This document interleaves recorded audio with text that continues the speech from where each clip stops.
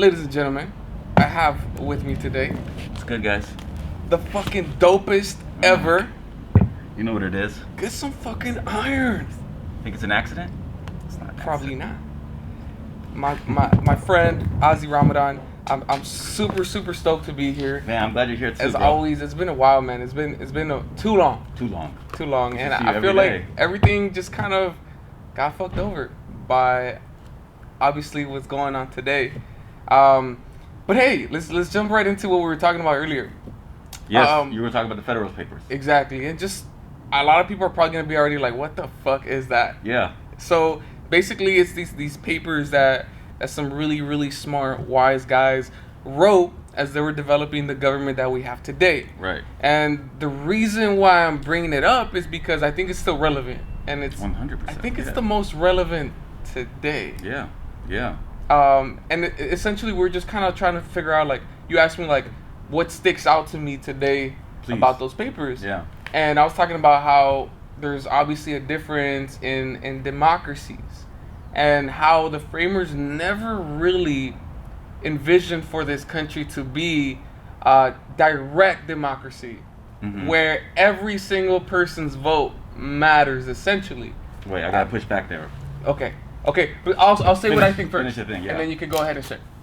So instead, what they were looking for was an indirect democracy where we would elect officials, That makes sense. and these officials would represent us when it came down to any of these matters. So Right. in a sense, it is a democratic process, but in reality, they were not too concerned with everyone's opinion Right. mattering. And I think it makes sense too, because they were like rich Landowning landowners, Landowning white plantation males, owners. They own slaves. They own all sorts of property, right?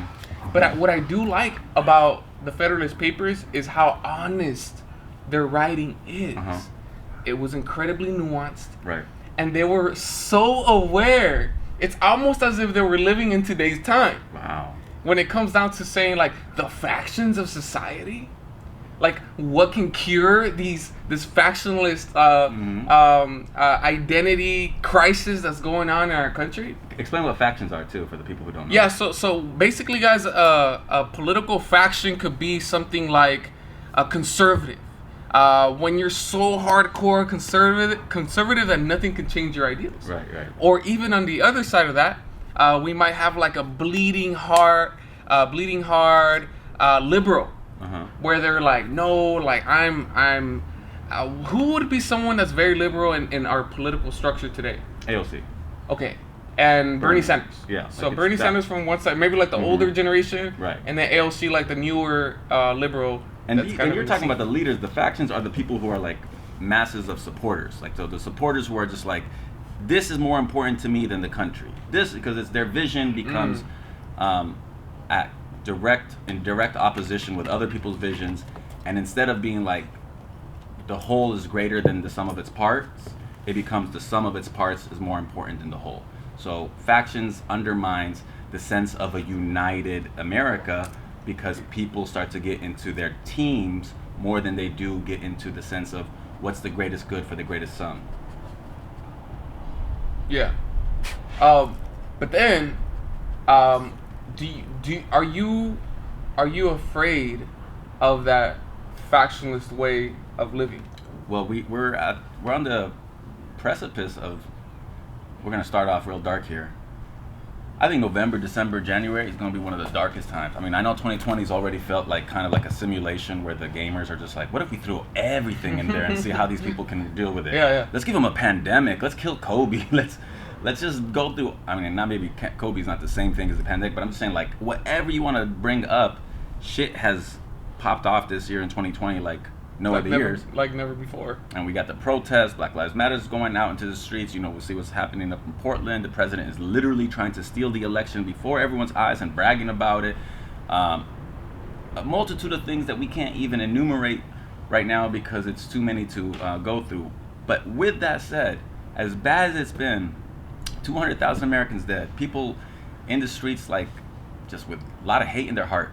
Come November, and I hope to goodness I'm wrong, Trump will, on the night of, claim victory.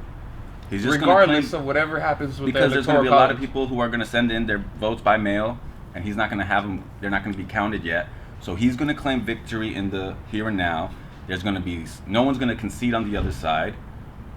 Protesters will go out into the street and say, "Yo, this is mad wild. You can't do this. Da, da, da, da, da. It's usurpation of the democracy. This is tyranny, etc., etc." And then his supporters, who are itching for a fight, right? The Boogaloo Boys, the Proud Boys, all these groups that are just like, "Yeah, we want this. We're here for it. Give us all the smoke." And those dudes are trained and have arms in a way that the protesters who are out in the street doing it the First Amendment style don't. So it's going to be First Amendment versus Second Amendment. And I'm really concerned that they're going to take rooftops and they're going to spray into the crowds, and we're going to see violence in this country unlike anything we've seen in a really, really long time. I used to think that 1968 was one of the worst years in American history, but I think 2020 is very likely to surpass that. For people that are unfamiliar with 1968, what went down in 1968? A lot of things. Dr. King got shot and killed and assassinated. Then you had a lot of protests and rebellions in the streets that came with that, and there was a lot of violence there. The Democratic National Convention in Chicago went off, where police came through and just started busting up people real bad. I think a number of people died. We had Vietnam at the height of its lies and death rates and stuff like that. So there was just a lot of things going on, and everybody in the country was like this at each other, right? It was like you had the revolution of the 60s coming through saying, "Hey, we want to think about existence in a new way," and you had the generation of the 50s and saying, no, we're holding on to the status quo as we want. So it was kind of akin to this. You had revolutionary ideas of change that is going to be equitable and elevate the sense of humanity as being primal as most important, you know what I mean? And then the other group saying, no, we want the status quo because the status quo allows us to have the power balance in the way we want. And the back and forth was disastrous, and I think 2020 looks like that on steroids. And we're gonna see and I hope to goodness I'm wrong. I hope that he concedes and says if he loses, which he is projected to lose based off of the numbers. So he knows that those numbers are not in his favor. Thus, he's going out and doing everything he can with Joy, the Postmaster General for the mail, post office. Is that how you say it? No, it's not it. The Joy post office. So he's gonna work with him, and then Bill Barr, who's the Attorney General, has already come out and said basically he's going to contest any of the votes that come into other districts where they come in late. So they're going to start suing, and they're going to push back and forth from November, December, January, and then he's going to see if he can just in the chaos keep his position of power, because for him, number one, there is nothing more important than what serves his best interest. And once he's no longer president, he will no longer have the sense of immunity that he believes he has right now. So the Southern District of New York already has a bunch of cases against him, and the evidence is overwhelming. If he's not president in 2021, he is very likely, unless he cuts a deal, going to go to jail in 2021. So it's winner takes all, which is his system anyway. Mm-hmm. And if he's got to burn, I don't know if you watch Game of Thrones, mm-hmm. but there was a dude named Littlefinger. Yeah. And one of the ways they described him is they said he would burn down the kingdom so that he can be king of the ashes. Wow. That's Trump. He'll burn this whole motherfucker down just so that he can continue to claim I'm still the man. And the sickest part about this motherfucker is not even him. It's the legions of supporters that treat him as if he's a deity, that he can't do any wrong in their eyes. He lies about what happened with COVID-19, and they still fall at his feet and kiss his toes. I mean, it's some sick shit. It's a cult. And I know that's harsh. People are going to say, like, oh, how... Of course you're going to call him a cult. I'm like, tell me how they're not. This man can do whatever he wants, and they still support him. Because we've never seen a dude like this. Whatever Richard Nixon was, he can't touch this dude. And now, it's getting even worse. Roger Stone, who he let off because of, he had information on him, Roger Stone knows where the bodies are buried, has come out and said that if he doesn't win in the election, what he should do is say martial law and just take over the country like it's his fiefdom, like he's the king. And you think Trump is going to be restrained? Like, no, I have to I have to make sure that democracy lives beyond me. He doesn't give a damn about democracy. That's why he doesn't care about people voting. He doesn't want people to vote. So, all of that to say, I know that's a little bit of a long diatribe. I'm gonna be home with my little baby, scared as fuck, but like watching out the window because I really worry that it's gonna be really, really ugly this year. And I think it's fucked up that that's where we currently are, but we must suffer the consequences of living in a so-called democracy or in a so-called republic. So-called. And I feel like that essentially is the result of having so much freedom. That we have put ourselves in that situation. But I'm gonna be the idealist here. Please, right? I need some. And I'm gonna have to like throw a little bit of optimism into the fire, and I'm gonna say that the solution to all of that is just a little bit more freedom, right? Like if we do the opposite, right? If I try my hardest to even like censor any of these buffoons, these hooligans, right, then we're gonna be in a worse situation. And the reason for that is because I have to believe that the best ideas will eventually win. And also, when we look at politics, it's always a pendulum swing. Currently, right now, we're on the right. And you can say that globally, there's a lot of, leaders on the right that are also on the rise. One of my favorite leaders, not politically, but as a speaker, is Bolsonaro from Brazil. That guy is basically like he's like Trump. Yeah, I was gonna say, what do you like? But important. I'll tell you what. Yeah, I'll tell you what I like. I like his charisma. I like that he he's very self-aware of himself and his position in society. And the reason why I like people like that is because you can always gather a lot of great bits and pieces of their personality. And I'm not saying that I want to be him, but what I'm saying is that I like when people can be themselves. And the reason why I like that, even though sometimes it can be like reflected in a very demonic way, or it can kind of have like really bad like ripples in society, there's something very special about people being so self-aware that they know who the fuck they are. And even if it's monsters. Even if it's a monster. Because I think regardless, bro, there's always gonna be like really enlightened, beautiful human beings, and then there's gonna be like the complete opposite of that. And there's just no way to have nothing but enlightened and great people who are gonna be like Malala, leading the free world and fighting for all the oppressed. There is gonna have to be people on the other spectrum of that are kind of like reminiscent of like dictators, and they're also really charismatic. They're also really great speakers. Right. And that's what I don't like the negative aspects of like their cultish personality. And that's not really too much at their fault. It's everything else and everybody else. Maybe perhaps the structures in society that don't really teach people how to like be their own independent selves and think and process and be like, wait a minute, this guy is complete chaos. So kind of like wrapping around and back to Trump and kind of like what's going on today. It's like, I fear that some people think like, hey, we just need to quiet them down. But them being the right. Okay. And more. I'm not worried about. You mean like cancel culture? What you mean? No, like, hold on. I'm not too worried about. I'm not too worried about like centrist, like average Republicans. They tend to be fine. It's like the more extreme, like right wingers that are like you were talking about the Proud Boys, and wasn't that that story of that young white boy that calibrating houses? Yeah, that started killing foods and shit like that. Like that's completely unacceptable. Right. Obviously, we do have a lot of laws in place that will eventually take care of things of that nature. But I'm completely against censoring them. I'm completely against censoring their thought. I'm completely against censoring words. I'm completely against all of that. Because if we do, then nobody has any expression.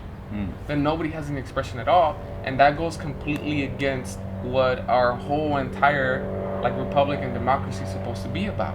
Right? So then it leads me to the actual problem again.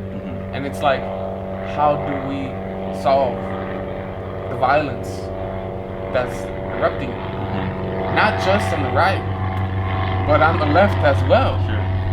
Everyone's pissed, and everyone is fucking trying to rip each other's throats out, and the leader is not doing anything to calm that down. He's throwing gas on the fire. Exactly. He's putting gas on the fire because, again, despots in general, they need the chaos. They need that sort of animating spirit of people just angry. I mean, he's always like, I actually get to text items on their campaign messaging stuff. So he For Trump? Yeah. Yeah, I want to know what people think. I don't want, Sure. I don't want to be in an echo chamber. I'm Right. not comfortable like with the bubble of like my own ideas and the people who are reinforcing it. I want to know what's really out there. I'm like you. Before I get into my point, I was like, if you were thinking about the ACLU, would you be in support with them, with KKK marching in the street and defending them in court? Their right to doing that? I would have to. Yeah, so you're totally free speech, and if I had to err on one side or the other, I err on that side, because I think when you allow people to speak, then they don't have to yell, and if they don't have to yell, they don't have to get violent. You know what I'm saying? Like, it's when we censor people's speech that a lot of times we invite or incite violence, More or a violent conflict, response. more friction. Yeah, because what do they say about riots are I think Dr. King said this. Yeah. How's Language of the unheard. Right. So when people don't feel heard, they're saying, I'm gonna make sure you hear me and see me, and whether it comes through my speech or representative people that I put into power that are going to do my will, or it's going to be with my fists, or it's going to be with my guns. And democracy is actually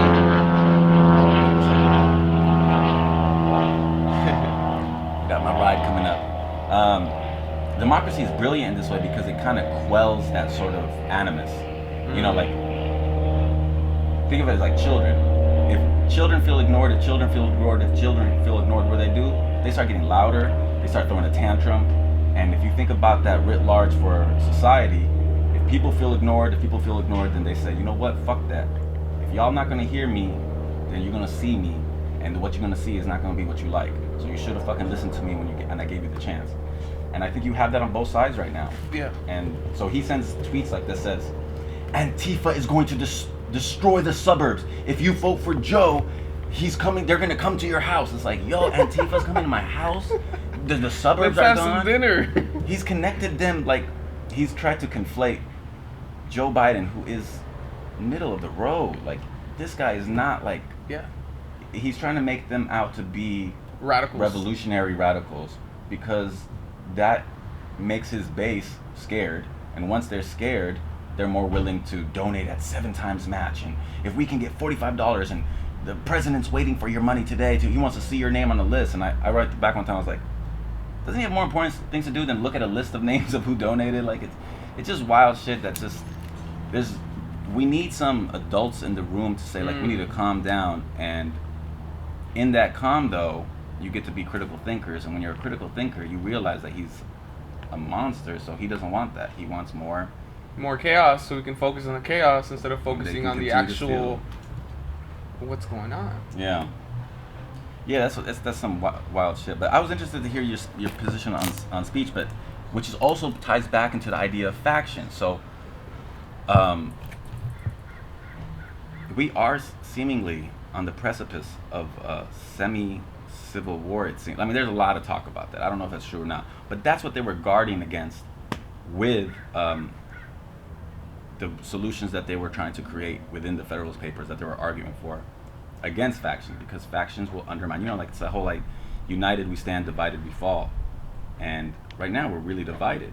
And James Madison was speaking about this, and one of his positions that I really always liked was, the Senate is supposed to be like the lion's den of ideas. Just more ideas, and ambition is supposed to combat ambition.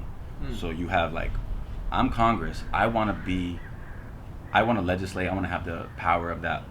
And then the president's supposed to have his position where he says, like, I signed the laws and I'm commander-in-chief. And the Senate is supposed to have its position that, it's the upper house, and so that they get to have a little bit more of the sway. And then the judiciary is supposed to have its role where it tells you what is and what is not within the purview of the Constitution. But what's being done now, because you were saying like the pendulum is swinging, there's also the argument that power begets power. So if you start from a position of, I'm the president, and my party is completely undertow, there's nothing that he can do that the senators or congressmen will speak out against. The only whenever anyone does, he attacks them so viciously, like that everybody kind of comes in. The right-wing media goes after them. Like even recently, who's being attacked on Fox News was not President Trump for saying he was revealed in the Bob Woodward interviews as saying he knew how bad the COVID was, but he talked down about it, and then he would go out and give speeches saying it's not even as bad as you heard flu. about that? So he said all this, and then instead of being like, oh shit, the president did what? Fox News and Tucker Carlson says, why did they let him speak to Bob Woodward? Who said that this was a good idea? So it's not the problem of what he said. The problem is that they even allowed for him to speak. And the person who did that was Lady G, aka Lindsey Graham. Look up Lady G. And so, like everybody's working on from the right to protect him and his vision, even though his vision is not to protect America. It's not to enhance the greater good for the greatest sum. It's all to serve his interests. So that's where I go, like, he's already put in more federal judges than any president, I think, in history. And the people he's putting in, and I'm not talking about just the Supreme Court, I'm saying the people who's putting in, some of them have lifetime appointments. They've never even been a trial lawyer in court. Wow. All they have to do is check the boxes of, are you against Roe v. Wade? Are you a loyal supporter of Trump, etc., etc. And as he packs the courts, then the things where you're like, oh, the pendulum will swing back. You're like, how? Because if he wins in 2020, cheats to win, whatever he does to win, and 2020 is a census year, and you already had gerrymandering put in 2010 in such a fashion because the software was just so much more advanced than it had ever been. Now places like Wisconsin, you get like 60% of the vote go to Democrats, but they only win like 31% of the seats because they set it up that way. They're broken up in a way where you're not going to get the majority. You're going to just get your little precinct, and then the other precincts get split.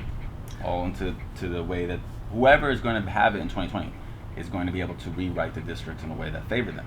Now, Democrats believe, a lot of them, you see the bills that says politicians should not be the ones who draw the districts. Like, you don't get to choose who votes for you. We get to choose who we vote for, right? But they're flipping that over his head. So if 2020 happens and Trump pulls it off, and I don't know if you noticed what happened in 2018 between Stacey Abrams and Brian Kemp in Georgia. Brian Kemp was the state secretary. He was a secretary of state. So which means he was in charge of the elections, and he was also running for governor. So right before the election, he purged about like 500,000 voters. And guess who most of them would have voted for? He ends up winning by a very, very small margin. But he did it in a way that was based off of making sure black people and communities of color, he like shut down a bunch of polling places in those areas. People have to wait 4, 6, 8, 10 hours to vote.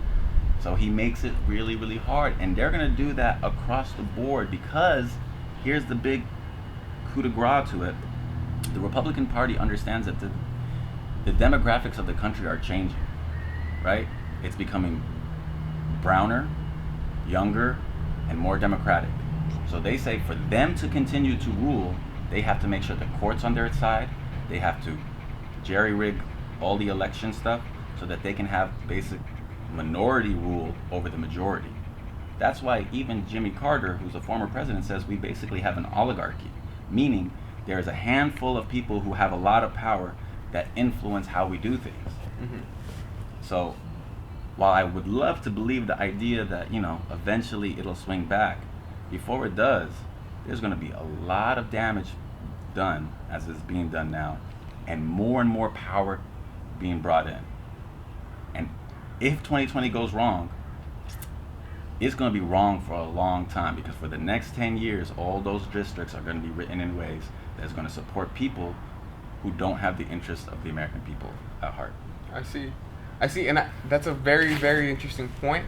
So under that idea, right, as we're seeing the pendulum swing, it seems like it's like going more and more right, Yeah. and it's just going higher and higher and higher and higher for a longer period of time. But there's only so much it can go. Eventually, like you said that word yourself, it was a very key word. Eventually, it has no choice but to fall back, and maybe the people are gonna have to organize and educate and mobilize, and we should see some type of push that eventually will push that back the other way. And When so, will that be though? I mean, like you said, it's gonna be a long time, Yeah.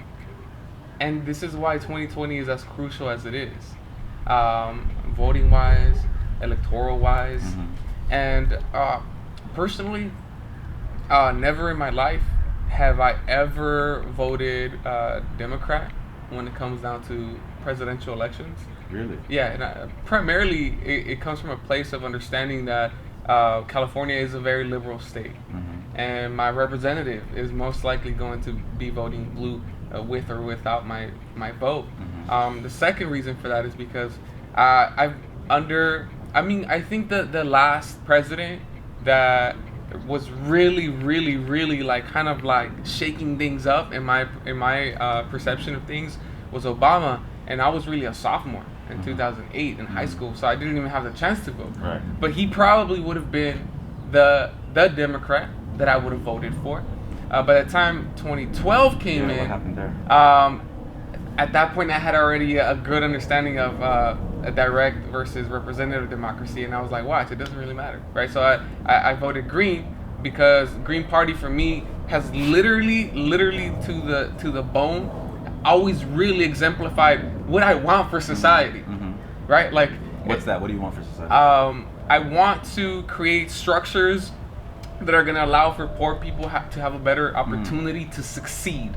Right? And I think like the green platform in general is about kind of removing from these oligarchic powers, right? Which could be Wall Street, it could be the bankers, it could be some of the most powerful entities on our planet, right? So a lot of that is kind of like, hey, let's take away power, because that's what it's really about. It's like money is important, but what's more important is influential power. And these entities, these institutions, they have way too much power. It's unhealthy. Right. It's unhealthy for the future of our republic. Right. And so when I think about a lot of the ideals of the Green Party, sure, a lot of it doesn't make sense. Let's go ahead and tackle like a lot of the free education, right? Let's talk about free healthcare, right? Because in reality, it's not free. I mean, nothing's free. We would all have to be paying for it in our taxes. And as it is, everyone already fucking complains about taxes.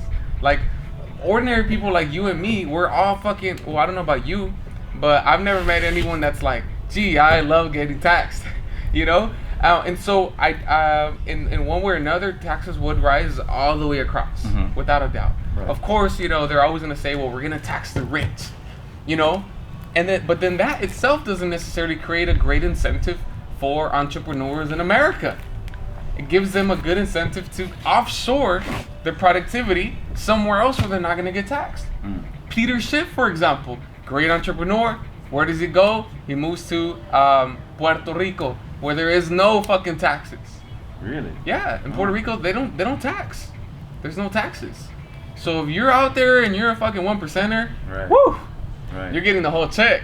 Really? Yeah. I mean, I'm sure there's like minor taxes here and there, but overall there's no federal tax. You're not getting taxed like that. So that's my biggest problem, right? That's my biggest problem with a lot of these more. You could say the Green Party is radical. I would consider them radical-ish because they're not necessarily trying to create an economic revolution, say communism, but they are trying to create more of a political revolution, which with people like Bernie Sanders, thankfully even bringing that to the conversation to mainstream America, it brings up a really valid point. Like, dude, there's too much power centered amongst the elite, the powerful, these oligarchs. Where are the people? Where are we? Are we just getting left behind somewhere in some corner? I think so. I think so. So that's why the Green Party has always spoken to me. Yeah. And unfortunately, the Democratic Party, Right. I feel like they've pretty much been in the pockets of the elite for a long time, for a very, very long time. They have, the Republican Party has, and trip out. This is why Donald Trump is such a slimy motherfucker. He says exactly what I just said. Right. And it's true. Right. So when a lot of the marginalized white folks from all over the country that feel that, Right. they see a leader like Trump say that, and they're like, oh my God, I've been wanting someone to say that my whole life. But then you actually look at what Trump does, and it's like, dude, he doesn't care. No. He doesn't give a fuck about you. Not even a little bit. So it's in a nutshell, that's why I've never really voted Democrat. I would really appreciate if they could like genuinely. What will you vote this year? Are you gonna have a protest vote, or is this one of those? Well, this time it's a little bit different. I think I've given this a lot of thought. And this is the first time, even though Biden to me is one of the most unimpressive Democratic candidates I've seen personally. This is funny because even though he's the most unimpressive to me personally, I would actually consider voting for him, just because that's my way, in a sense, through this representative democracy of trying to protest, at least in that moment, against this tyrannical figure. Right. That is just absolutely bonkers. Right. It makes me feel it makes me feel very grateful for people like Obama, which when you're on the far left or whatever, you look at Obama before Trump times, and you're like, oh my God, this guy's basically in bed with all the elite. He doesn't give a shit about poor people. Doesn't even give a shit about black people. But we say that because we don't know them. I guarantee you, if Obama was sitting down next to us, we'd probably really, really like him. He's probably super smart, super charismatic, very caring. And I think this is the problem. A lot of the problems is that we don't get to actually know people. And so back to, kind of hating or being highly critical of Obama from the left, is that it's very simple to critique when you're not in that system. Maybe if I was actually running as a politician within the system, then I'd be able to be like, hey guys, you know what? It's actually not that simple. Let me go ahead and break it down to you. This is actually what I'm dealing with as a progressive in the White House. Yeah. And so I don't know if that kind of answered your question as to where I'm leaning towards, why I've never really voted blue. But why I would actually consider voting blue for the first time in my life, which, by the way, I am registered now as a Democrat, so I can totally do it. Which is another thing, guys. If you are gonna vote, just register. Either Republican or Democrat, you have to be registered as either or. Right. Yeah, I believe in democracy more than I believe in any political party. I think what happens. Okay, this is the gist of where I'm coming from on this. This is why this is so important to me, this election. We are not, and never have been, a perfect version of democracy. You started off by saying at the beginning it wasn't meant to be a direct democracy. You're right. I got what you were saying afterwards. At first I was hearing it wrong, but I got it. So let's just go back real quickly. In ancient democracies, you had direct democracy in Greece. What would they do? They would all go down to the space, and people would say their vote. Well, how do you do that? Well, you have to have a really small population of people that were a part of it. Now, in California, we have both. We have representative democracy, and we have the proposition system. So through the props, the people get to vote. Now, what it turns out is a lot of times people are low information voters, so they can be like a juror, influenced and manipulated in a way to vote against their own self-interest. But with that said, I would still rather err on the side of people being expected to have their voices heard and demanding for their voices to be included into the conversation. Because otherwise, what we're going back to is an infantilizing situation. When I say infantilizing, I mean if you treat a person like a child, then they will behave like a child. So if the leadership treats the people like they're children, y'all don't know what you're talking about. Shut the fuck up and stay out of the way. Big boys are taking care of this now. Right. Then what you're gonna have is a bunch of people that are either gonna be really upset about it or just kind of be like, I guess. And that's feudalism. That's a king, that's a monarchy, that's a system that says we have the run of things and you guys will do what we want. It's like, I think there's a saying that says something to the effect of the powerful do what they can and the weak accept what they have to. I don't want to live in that world. Even if I vote and my party loses or my candidate loses, at least I got a say in the system. What's going on now, what this election is about, it's not about policies. If people don't like Biden, fine, I don't care. He's not my political hero. He's a good man, he seems like to me. He's sensitive. He's gone through so much suffering in his own experiences. He's lost a daughter, a wife, a son. And whenever you see him talking to people who have lost, that's when the best side of him comes out, because it's when he's the most humanized and he can humanize other people. And you see that in there. He grew up with a stutter. So when he has like these slew of kids that he meets across the country who also have stutters that he works with, he calls them on their own. And he seems like a decent person. His policies, all of those sort of things are neither here nor there right now, because the man in charge and the party that enables him, again, I get back to this, your voice does not matter to them. They don't want you to be a part of the system. You being anybody, if he could run the country in such a fashion where he doesn't need an election, if he tells the supposed jokes where he says, I'm gonna run in 2020, and then I'm gonna run in 2024 because they spied on me. So why didn't he have a good run? I want to keep it going. Then he does the things that maybe, and then he has a campaign ad where he says 2024, 2028, 2032. I saw that. Now some people say like, oh, you're taking him literally, but you're not. You shouldn't be taking him seriously. He's just saying that. It's like, what allows you to give this dude the benefit of the doubt? When has he done anything to earn it? So this is an existential election to me. Meaning, if it does not go the right way, your protest vote about the Green Party because it makes you feel like, I don't want to be, like there's this sort of above it allness that comes with saying a pox on both houses. Like, they're shitty and that's a false equivalency, dude. We have never had an election that is more consequential than this, because this guy will make it so that future elections are even non-consequential. Worse. Yeah. You know what I'm saying? Yeah. Inconsequential. So I really hope people, even if you end up voting for Trump, which is maddening to me, at least be a part of the system and vote, register, and then think to yourself, which is the party that wants to make same-day registration a law? Which is the party that wants to make it so that you can't be purged because you were your name has a dash in it and it doesn't match up with your ID? Which is the party that does all the things that makes it hard for you to vote versus the other party that makes it easier for you to vote? If one group is basically saying, we want to win this job, but we don't believe in the job that we're doing, don't hire them. Yeah. If a firefighter says, yo, hire me for a firefighting job, but by the way, I don't believe in fighting fires, you wouldn't do it. A teacher who says, like, I don't think all kids can learn. I don't believe in lesson planning. Yeah, get the fuck out of here. But the Republican Party is like, and they said it's quoted all over. When more people vote, we lose. So we need to find a way to get fewer people to vote.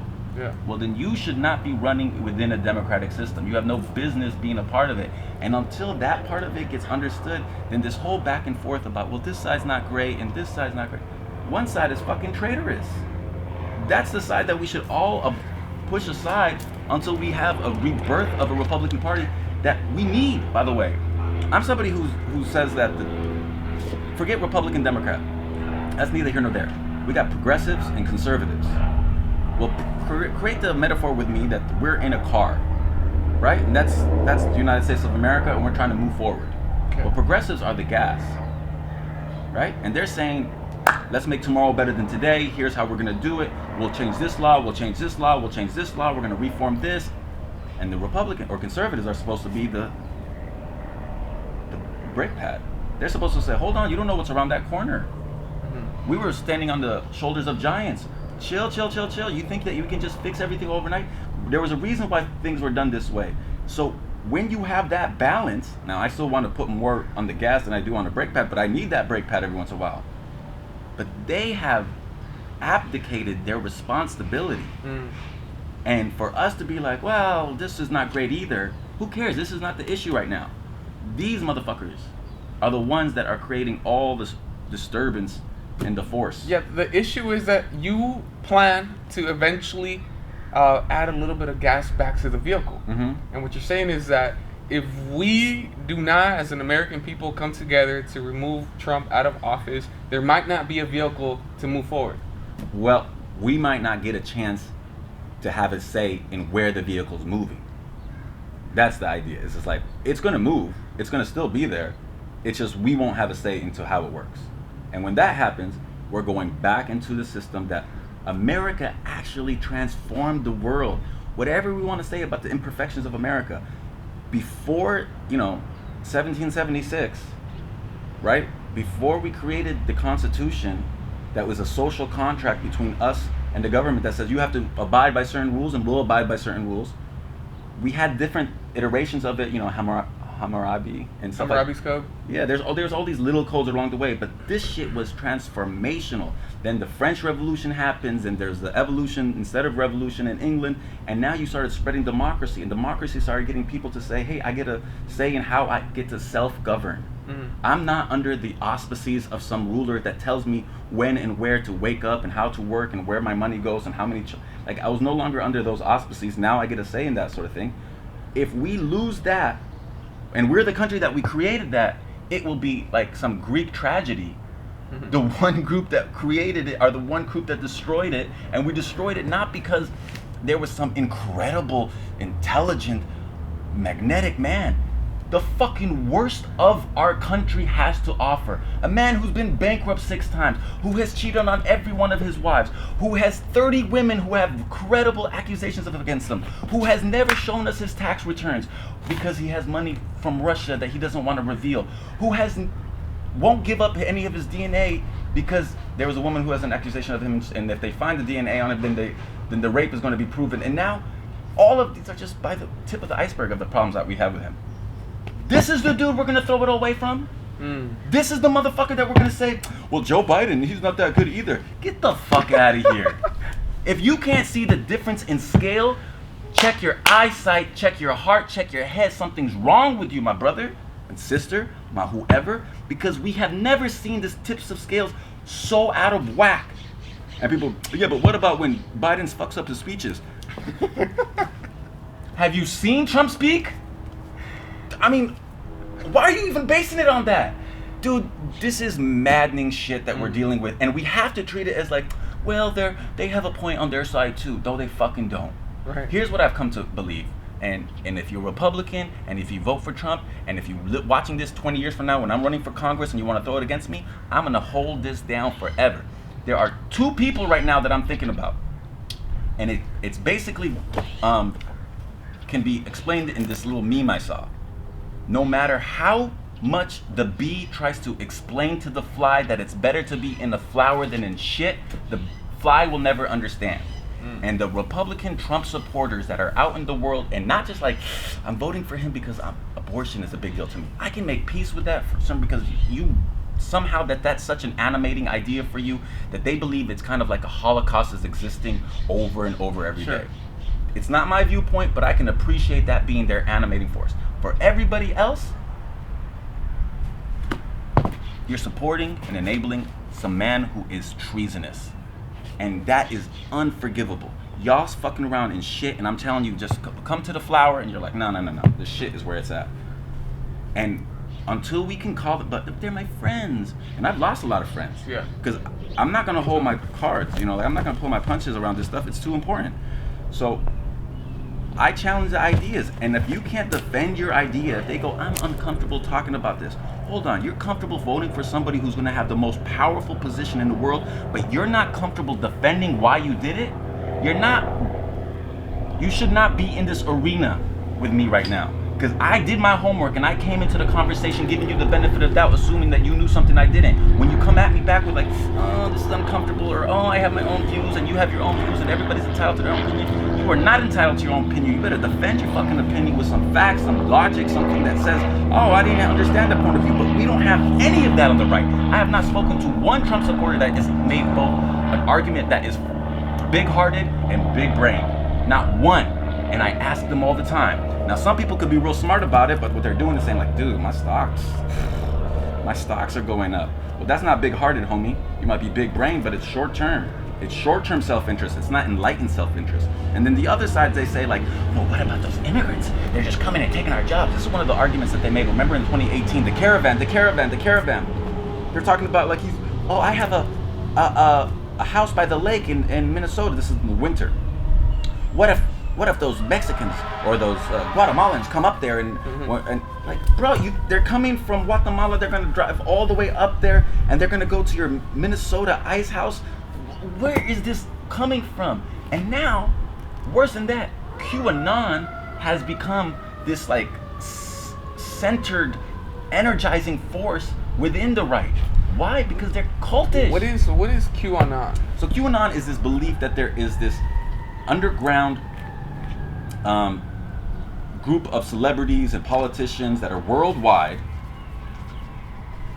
who are pedophiles, and that's not enough, they're also cannibals.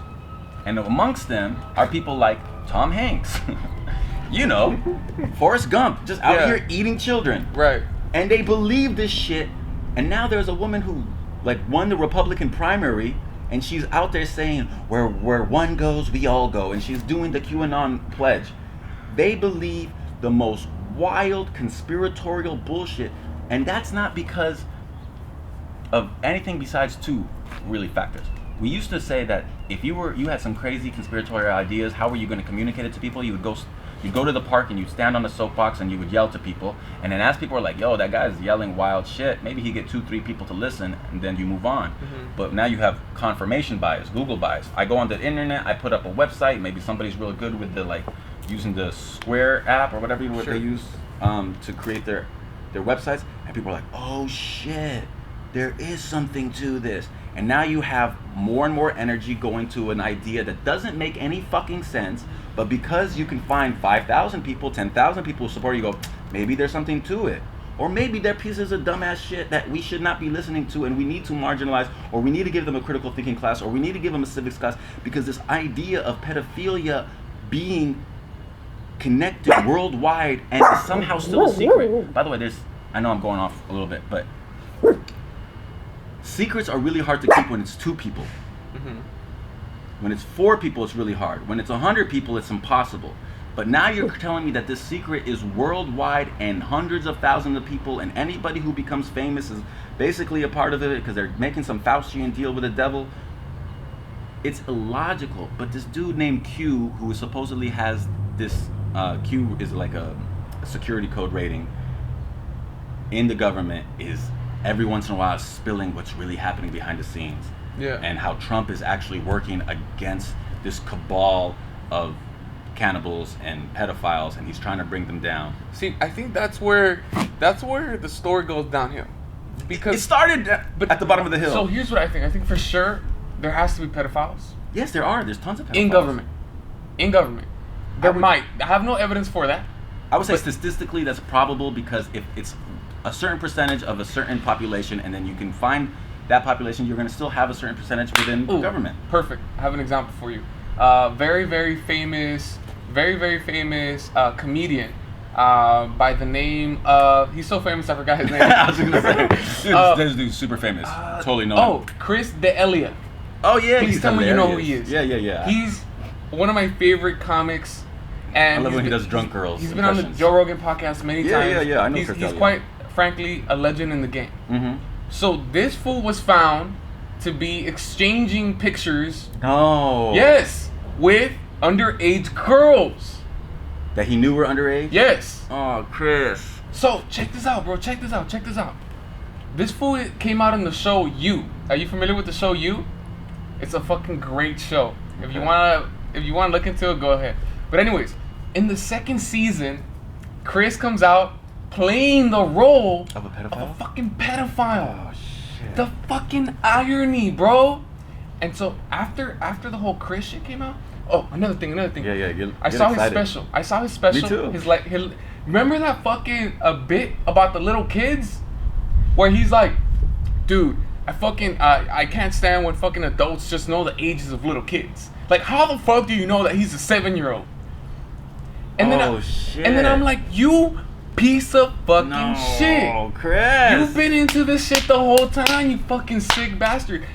Dude, that's Chris D'Elia, super high-ranking comedian. Mm-hmm. And so if Chris is doing this shit, bro, I'm just someone who on the outside I was like, dude, he's a fucking cool-ass guy. I fucking love the way he fucking talks and walks and everything. And I'm like, dude, if Chris is doing this shit, I could only imagine all the other fuckwat friends of his that are also partaking in the same shit. And so, not only that, but then I'm sure you're familiar with, you know, Jeffrey Epstein and the island and all this shit. And there's a lot of evidence that Democrats were there. Yeah. Republicans were there. There's sick people everywhere. Nobody has like a monopoly on sickness. Yeah, exactly. And so that's why I wanted to say, like, look, this would happen with QAnon. Every conspiracy or every fucking crazy idea is rooted to a fact. Yeah. Oh, yeah. That's right. They have to be. Exactly. So it started somewhere. Of course. But then it's like, dude, how are you gonna tell me that Donald Trump is the light against this disgustingness? Especially since he slept with a 13-year-old girl, allegedly. Everything points against this. Right. Those are the things that I can't reason with. So they're unreasonable people. I've learned to just kind of cut it off, and I live in peace, bro. Fucking, I swear to God, Rami. Yesterday I went to the beach. Yeah. By myself. Right. And did some mushrooms? No. Oh, okay. I did not. It was actually just my apple. You know what I mean? Okay. So I post up. I moved forward all the way to where my feet are really close to the water. Right. And the water's kind of splashing right next to some rocks. Yeah. And I'm just posted right there, bro, listening to some fucking reggae. Hell yeah. And dude, hell yeah. I swear, bro, I was so I was in such a serene, such a peaceful mood that I almost cried. Thinking, wow, this is the whole point of living. Is to feel this tranquility, is to feel this deep sense of happiness. And then I said, I have no choice but to feel so grateful for my life. And the way that I've arrived to that is by being able to kind of cancel out that noise. Literally, in that moment, it was the earth and I. And that was happiness to me, and that was peace to me. I don't know what it is for anybody else. Maybe happiness for some people is fucking over the country. Maybe Donald Trump is one of the happiest motherfuckers alive. I would think he's miserable, but in reality, like, happiness is so subjective that I really wish everyone could feel what I felt yesterday. Yeah, me too. You know, this is a very specific time in my life, and I'm very grateful for it, and just really enjoying that. So I'm glad you had that, and I had a very similar feeling. Yeah. Now the thing that animates me in terms of why I can get so heated about this stuff is like, I'm not so special that I should be one of the few people that has this experience. And I know there's a lot of people that have it. Yeah. But like, where balancing between what I can do for myself and what I owe to society is always something I'm trying to reconcile. Where do I say, okay, I need to privilege my needs here? And where do I say, okay, I need to privilege the greater good? And again, I go back to democracy, because when certain things are in place, it kind of self-perpetuates. It kind of just continuously takes care of itself. But I can't be cool knowing that like a George Bush is going to start 2 wars, one of which has nothing to do with what started it, and 600,000 people get killed, 2 million people get displaced, and I'm just like, but I can block that shit out because I'm here, you know? But at the same time, then you go, how do you balance it? Because there's disasters happening everywhere. So am I going to completely lose the moment and here and now because I'm concerned about all the suffering that exists outside of the things that I can influence? No. So you gotta, the balance is what can I influence and how much time and energy do I give to it, and thus the back and forth. That's like where I'm like, oh, I'm spending too much time on Twitter. I'm getting too irked or worked up about certain things. Let me go for a walk. Let me appreciate the moment. Let me call a friend. Let me just, be grateful for the fact that I have this space to meditate in. I don't do that enough. You know what I mean? Right. It's just so much. Are we on it? Yeah. Oh yeah. There's just so much all going on at once that balance is what you're seeking, and I'm seeking it too. And I'm waiting for that pendulum to swing to an area where I can be more at peace. But with election coming up, it's really hard to find that space right now because you can see. I think like we're at a bottleneck moment because if you want to get hopeful, if he loses, let me go take a step back. What was the big achievement of the Obama administration? Which was the biggest achievement? Like the legislative achievement of the Obama administration. The bill was named after him, basically. Okay. Yeah, healthcare. Obamacare. Right. Now people were saying like, this is a big deal. People have been trying to pass a healthcare law since the 1950s. After World War II, England universalized healthcare. We tried to do some things like that as well, but people like Ronald Reagan created these records that were sent out to people saying, if we allow the socialization of healthcare, one day we'll have our children on our knees, our grandchildren on our knees, and we'll say there was a time when America was free. The idea of free healthcare was such a threat to the system of privatized healthcare that they framed it as you will lose all your freedoms if you allow this to go away. Put that aside. That makes sense. How and why they would frame it that way. But it would make sense strategically. It doesn't make sense logically. As a human being, England is pretty free and they have free healthcare. Right. France is pretty free and they have free healthcare. So we're the richest country in the world. We spend the most on healthcare, and yet our outcomes are like 17th in the world. Now, if you have a really, really big sickness and you have a lot of money, this is probably the best place to be. But if you're just kind of like a regular person, it's really not great for you. But let's put that aside. That was seen as a big victory. And I was talking to my wife the other day and I was saying, what would have been way better than doing that? Because after they passed that in 2009, 2010, a lot of Democrats got killed in the midterms. Killed. And that's why Obama never had Congress other than the first 2 years. He had the Senate and the lower house, the House of Representatives, as majorities, Democratic majorities in 2008, 2009 too. But 2010, he lost all of it and he never got it back. Because 2010 was the census and they redrew the maps or the districts in such a way so no matter how many votes the Democrats got, they were never going to get more of their positions. So what he should have done, what the Democrats should have done, if they understood who they were fucking with. You see, the Democrats are feckless, weak, in the sense that they always hand out olive branches. What if we work together this way? What if we work together? And then the Republicans take that olive branch and they shove it up their ass. And they say, how's that for you, huh? They're like, yeah, we're working quite well together. I actually like it. Right, and then they walk away and they go, the Democrats aren't serious about working together. Like, dude, you just shoved an olive branch up my ass that I gave you. And so anyway, that's a metaphor that may not ring true until you hear this. So if the Democrats would have, instead of killing themselves to pass a healthcare law that people still don't generally love, and it's still imperfect, because why is it imperfect? Because they said, well, what are the ideas that the Republicans want? Let's incorporate them. The ACA, hold me a second, was basically an idea that was created by the Heritage Foundation.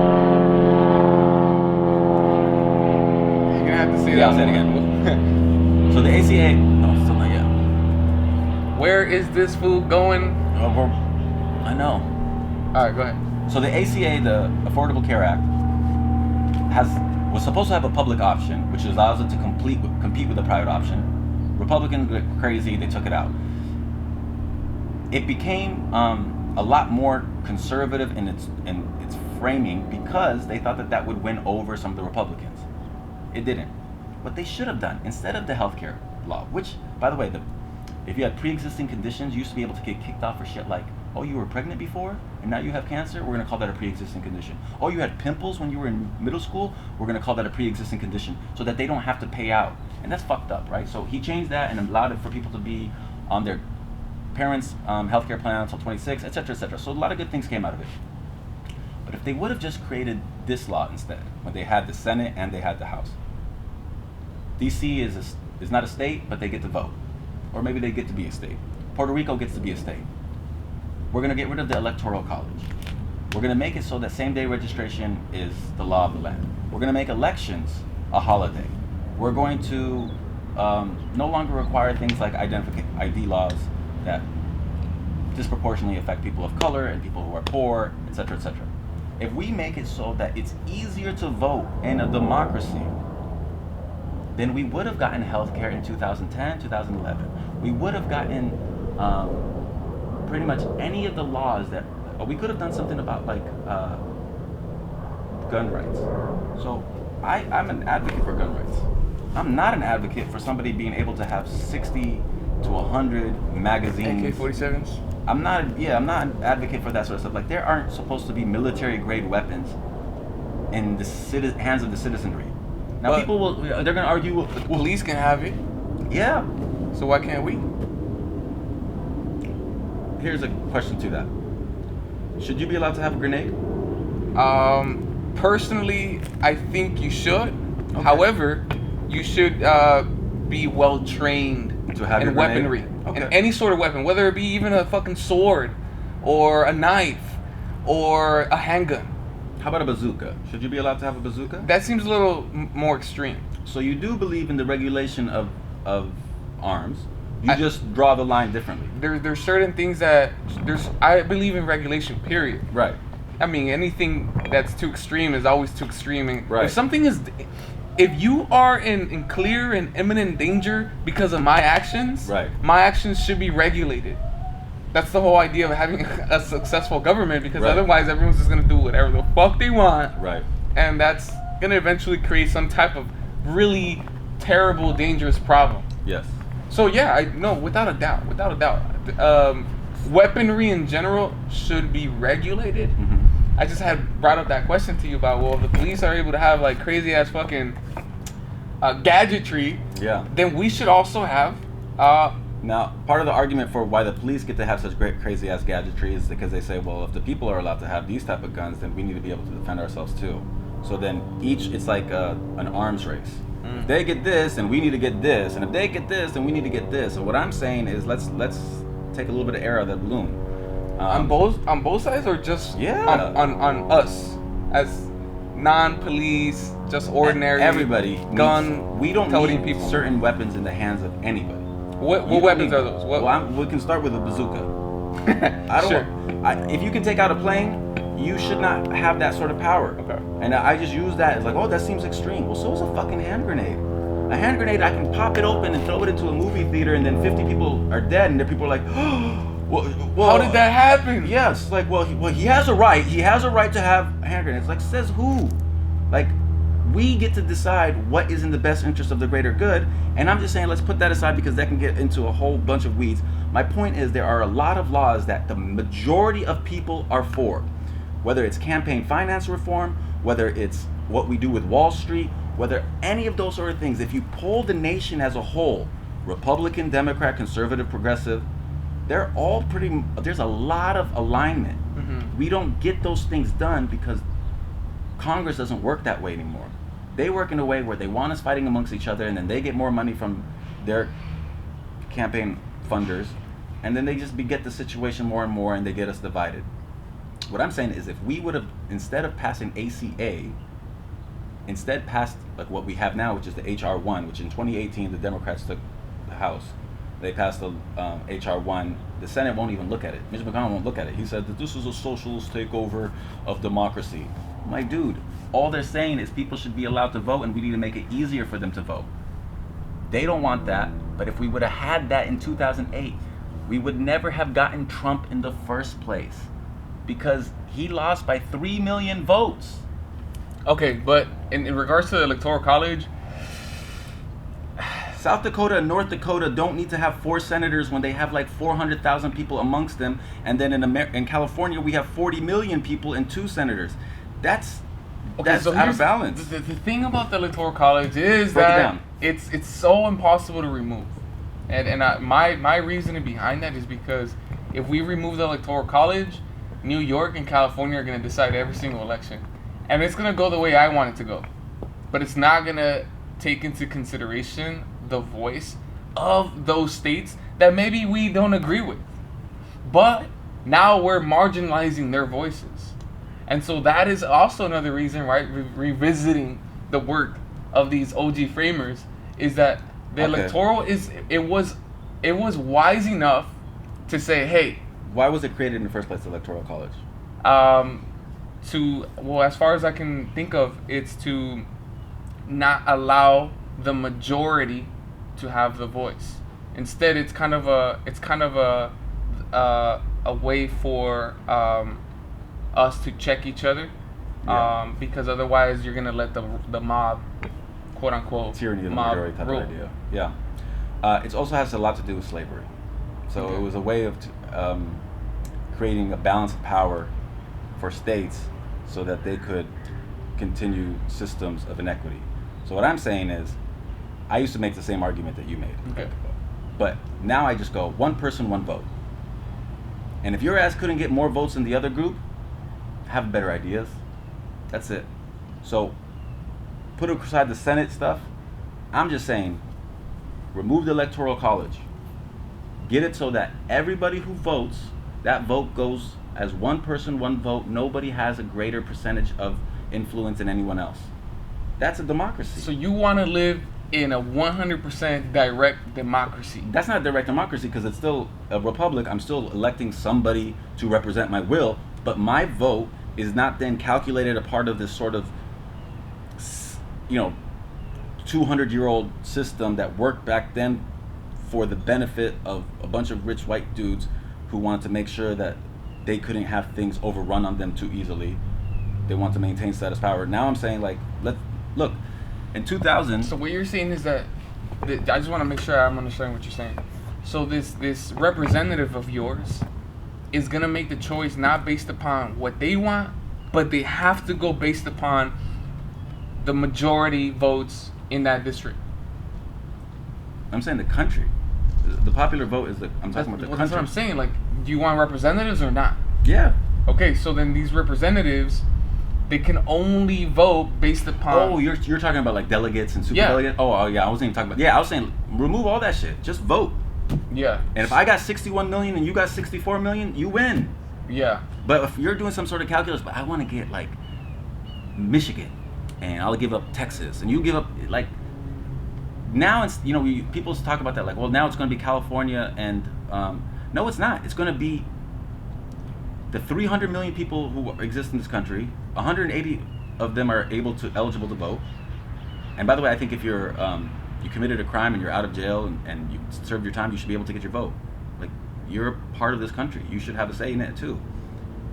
We'll just count that up real easily, and you can do other things that make it so that it's a rank system, so you can vote for your top 3. And if your number 1 candidate doesn't get to be the most voted, then your vote drops down to your second person, so that you can still vote Green Party first. But if you don't get your Green Party person to be like the one who wins, then your second place winner is the one that gets counted. There's all types of ways to get people will to be enacted without this sort of maze-like system that we've created. That has, look, in 1992, Democrats won more votes. 96, Democrats won more votes. 2000, Democrats won more votes. 2008, 2012, 2016. 6 out of the last 7 elections, Democrats got more votes. Only in 4 of them did they win. So what we have now is a Supreme Court that is packed on the right, which allowed for Citizens United to become the law of the land, which also allowed for outside money to influence our election. All of these things are problems. If you believe in the environment being important and what we see with California burning down, people say, well, what does that have to do with climate change? It's hotter than it's ever been. It's drier than it's ever been. And so the fires take on more and more space for them. These aren't things that are going to be combated in the system that we have, because we have all these hurdles that make it really hard for us to pass legislation that is representative of the people's will. Mm-hmm. So let's just do whatever we can. That's just one of the ideas, to make it so that the people we elect are beholden to the will of the people. And that means, one version of it is to say no more electoral college. Another version of it is to say no more gerrymandering. Another version of it is to say take money out of politics. Once you get money out of politics, the people running for politics are different. The things that incentivize them are different. The way they spend their time in Congress is different. I used to work for an assembly member. He spent 3 days a week calling people up and asking for money. That's how the system works. You're supposed to be finding out what the people need, going and talking to them, getting their mindset. It doesn't work that way. The whole status quo of the shit, that's why people say like, oh, fuck the whole system's messed up. It's because they don't understand the nuances of where it's fucked up. And I'm saying that these things...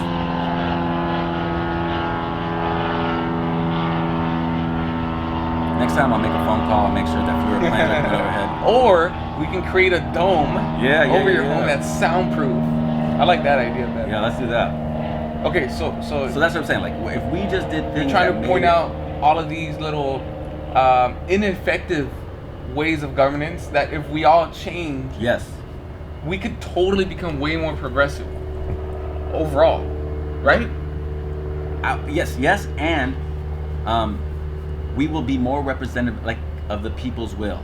There are, when you do like whatever you think is like the stuff that people get all upset about, you say, well, how do they poll? It's like 60% agree on this, 70% agree on that, 95% believe in Bigfoot.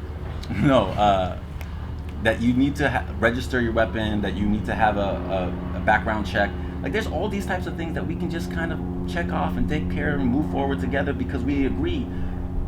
But the system is structured in a way for us to not accomplish shit and just promise that we're going to accomplish shit the next time. I'm going to build a wall. Why haven't you built a wall now? Why? I have built a wall, but we're going to build a wall even better next. Like, it's just lies that you allow you to continue to animate people's will and fear and divide and stuff like that. But if we just had a country that was more representative of the will of the people, then we would solve a lot of the problems that feel intransigent right now. You know what I mean? Like, things that we think like, no, they'll never change. It would. Right. Well, look, I mean, I feel like it is a very interesting thought. But sometimes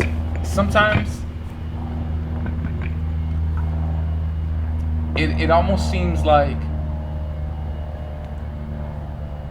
there's bound to be one murderous idea that everyone's gonna be like, oh yeah, it's such a fucking great idea. Yeah. But once we all vote for it, it might have like the opposite unintended consequences. Those are called externalities. Okay.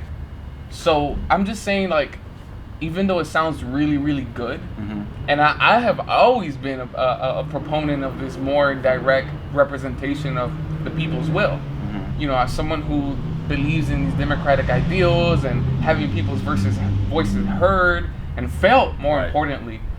Right now, though, currently, I'm not too sure. Mm-hmm. I'm just not too sure because, like, overall, I do happen to have, like, more of a optimistic view of society. But sometimes, like, just talking to people, I'm just like, oh my God. Yeah. Like, do I really want people's voices to be heard? I hear that. So I'll just put it out there and say I'm not too sure. Overall, I would love to say, like, let's simplify things. Go on your phone right now, everybody. We're gonna vote on this issue right. from all day on this date. Nobody gets to work this day. It's a national holiday. Right. We can vote with our phones. We're gonna go ahead and create a very safe app where you use your social security, you use your address, whatever. It could be very safe. Mm-hmm. Voting can be very easy. Mm-hmm. We don't fucking have to go to voting polls anymore. Right. We have these computers in our pockets. We do so much shit with this. Right. Our bank accounts here. Right. Our loans. Our pornography. Everything. Oh. Everything. We could vote from here. Right. And I would suggest doing so. That way, no, because that's another thing that's in the way. for a lot of marginalized voices out there is like transportation, Yeah. lack of knowing where the fucking pole is at, right? Mhm. But if we can vote from here and from our homes, Yeah. I don't understand what's stopping that. Some people are saying, well, it can get hacked or this and that. Hey, maybe. But I think if someone really wants to hack shit, they can hack the votes anyway. So I don't know, man. I think in general, I think we. Do you trust people to overall, like, do you err on the side of trusting people's nationwide? Not I'm talking about in the pockets. I'm saying like nationwide. Would you feel more comfortable with decisions that people voted for, or would you feel more comfortable with politicians deciding that despite the people wanting this, we think that this is more in the interest of the people? As controversial as what I'm gonna say, Mhm. I don't trust any of them because they're all people and we're all fallible. But you have. I'm creating a binary. If In I that had binary. to choose, Yeah. I would choose people. That's what I'm saying too. I would choose If people. I'm gonna choose, I'd rather choose the people. But And they're not gonna be perfect. I don't like any of them. Truthfully, like in An my own. algorithm to do it. No. And AI. that would be superior, honestly. But who's programming the AI? And that's another question. People. That's another question. However, like as intelligence goes, the AI should be superior, and they should know how to move forward, how to move this civilization forward in a less toxic, violent form. And that's like again the idea of the city, right? However, it could be the opposite, where maybe they'll take us in the direction of like the ultimate dictatorship, right? Where robots iRobot. fucking plaster all over human beings. But again, bro, that I've shifted more towards individualism in these past couple of months, especially probably COVID times and pre-COVID. Like in the last year and a half, I've shifted less from the collective and more towards individualism. And my reason for that is Yeah, I want to because hear this. people in general, as much as I believe in them, I think they've let me down. I think they've let me down tremendously. In their ways of not being able to think for themselves. Mhm. That for me is almost enough evidence to be like, I don't really trust your vote, brother. I don't. You don't question your own reality. Right. When you can't even. First of all, you're not even self-aware. Right. How the fuck are you gonna be aware of what's around you, or the electoral system, or the people that you need to vote for, or the propositions? And I think that's my perception right now, is that people are so unaware of everything. Nobody trusts anything. So for me to be like, yep, I'm just gonna let the team vote on this, I'm not happy about that. I'm not happy about it. But I would rather have the collective choose what's gonna happen than rather have a few people. Right. Because that's more reminiscent of like of a feudal system, of an oligarchic system, and that's just, it would be taking us to the 1500s and the 1600s and the 1700s. I mean, that's why these wonderful Enlightenment period people were all about. Yeah. We're all about like, hey, let's go ahead and use our mind. Right. Let's stop believing in the lies that the church is fucking feeding us. Right. Right? And People were illiterate back then too, though. So you could see also back then like why it made sense for a ruling class, because most people couldn't read or write, so they didn't have access to a lot of information. Whereas now we have all the access, but there's so much of it that we end You're up choosing overwhelmed. nothing. we are overwhelmed with information, and not all of this information is good information.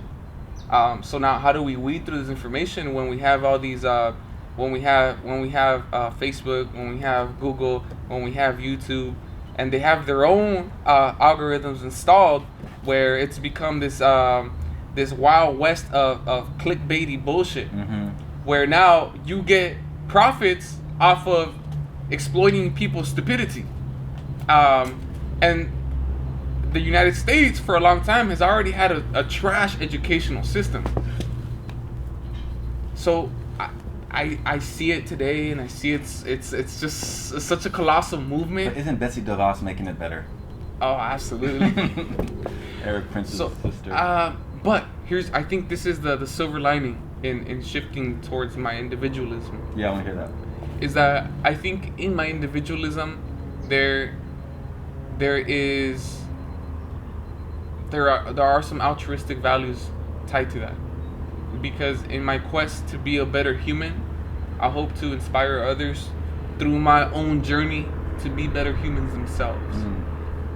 If I cannot change society, I can at the bare minimum change myself. Right. And that's all I can really do. That's all I can say in the midst of all this crazy bullshit. All I can do is just be more honest with myself. I can work harder for myself. I can be more caring. I can be more compassionate. I can be more understanding of others. But that's all individual. That's all me just living my little life as Chewy. And really, this is why I love having podcasts, is because all I can do is talk to you. That's all I can really do. Yeah. To just share my little perspective as a little stardust in this great universe. You know, we talk about that all the time, right? And how, like, holy fuck, right?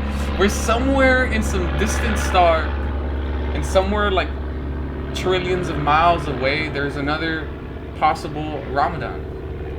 Just thinking and breathing and maybe dealing with their own little dictator. Yeah. Or living in a far more evolved civilization. Right. That's why I've shifted a little bit more inward. That makes sense. I wanted to recommend, there's a show on Netflix. I'm trying to remember the name of it. I think it's like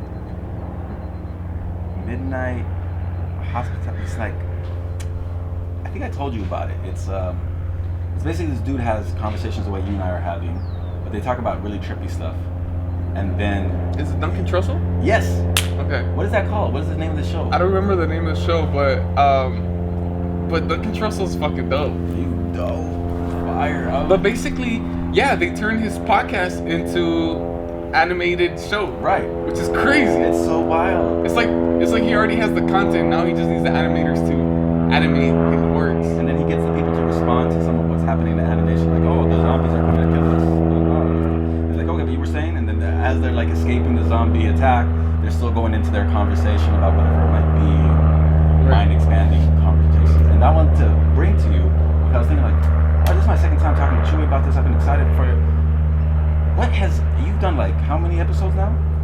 I think this is probably like 44 or 43. So what are some of the things that really stick out to you of what still motivates you to do it, what you've gained from it, what you still hope to get from it, what you hope other people are, like, to speak to that experience? Because, bro, I mean, your consistency is pretty cool. Like, how many people have, like, stuff that they start, like, I brought a guitar because I'm about to have a daughter in about 2-3 weeks. Yes, sir. And I was like, to be able to play her and I want to talk about that in a little bit.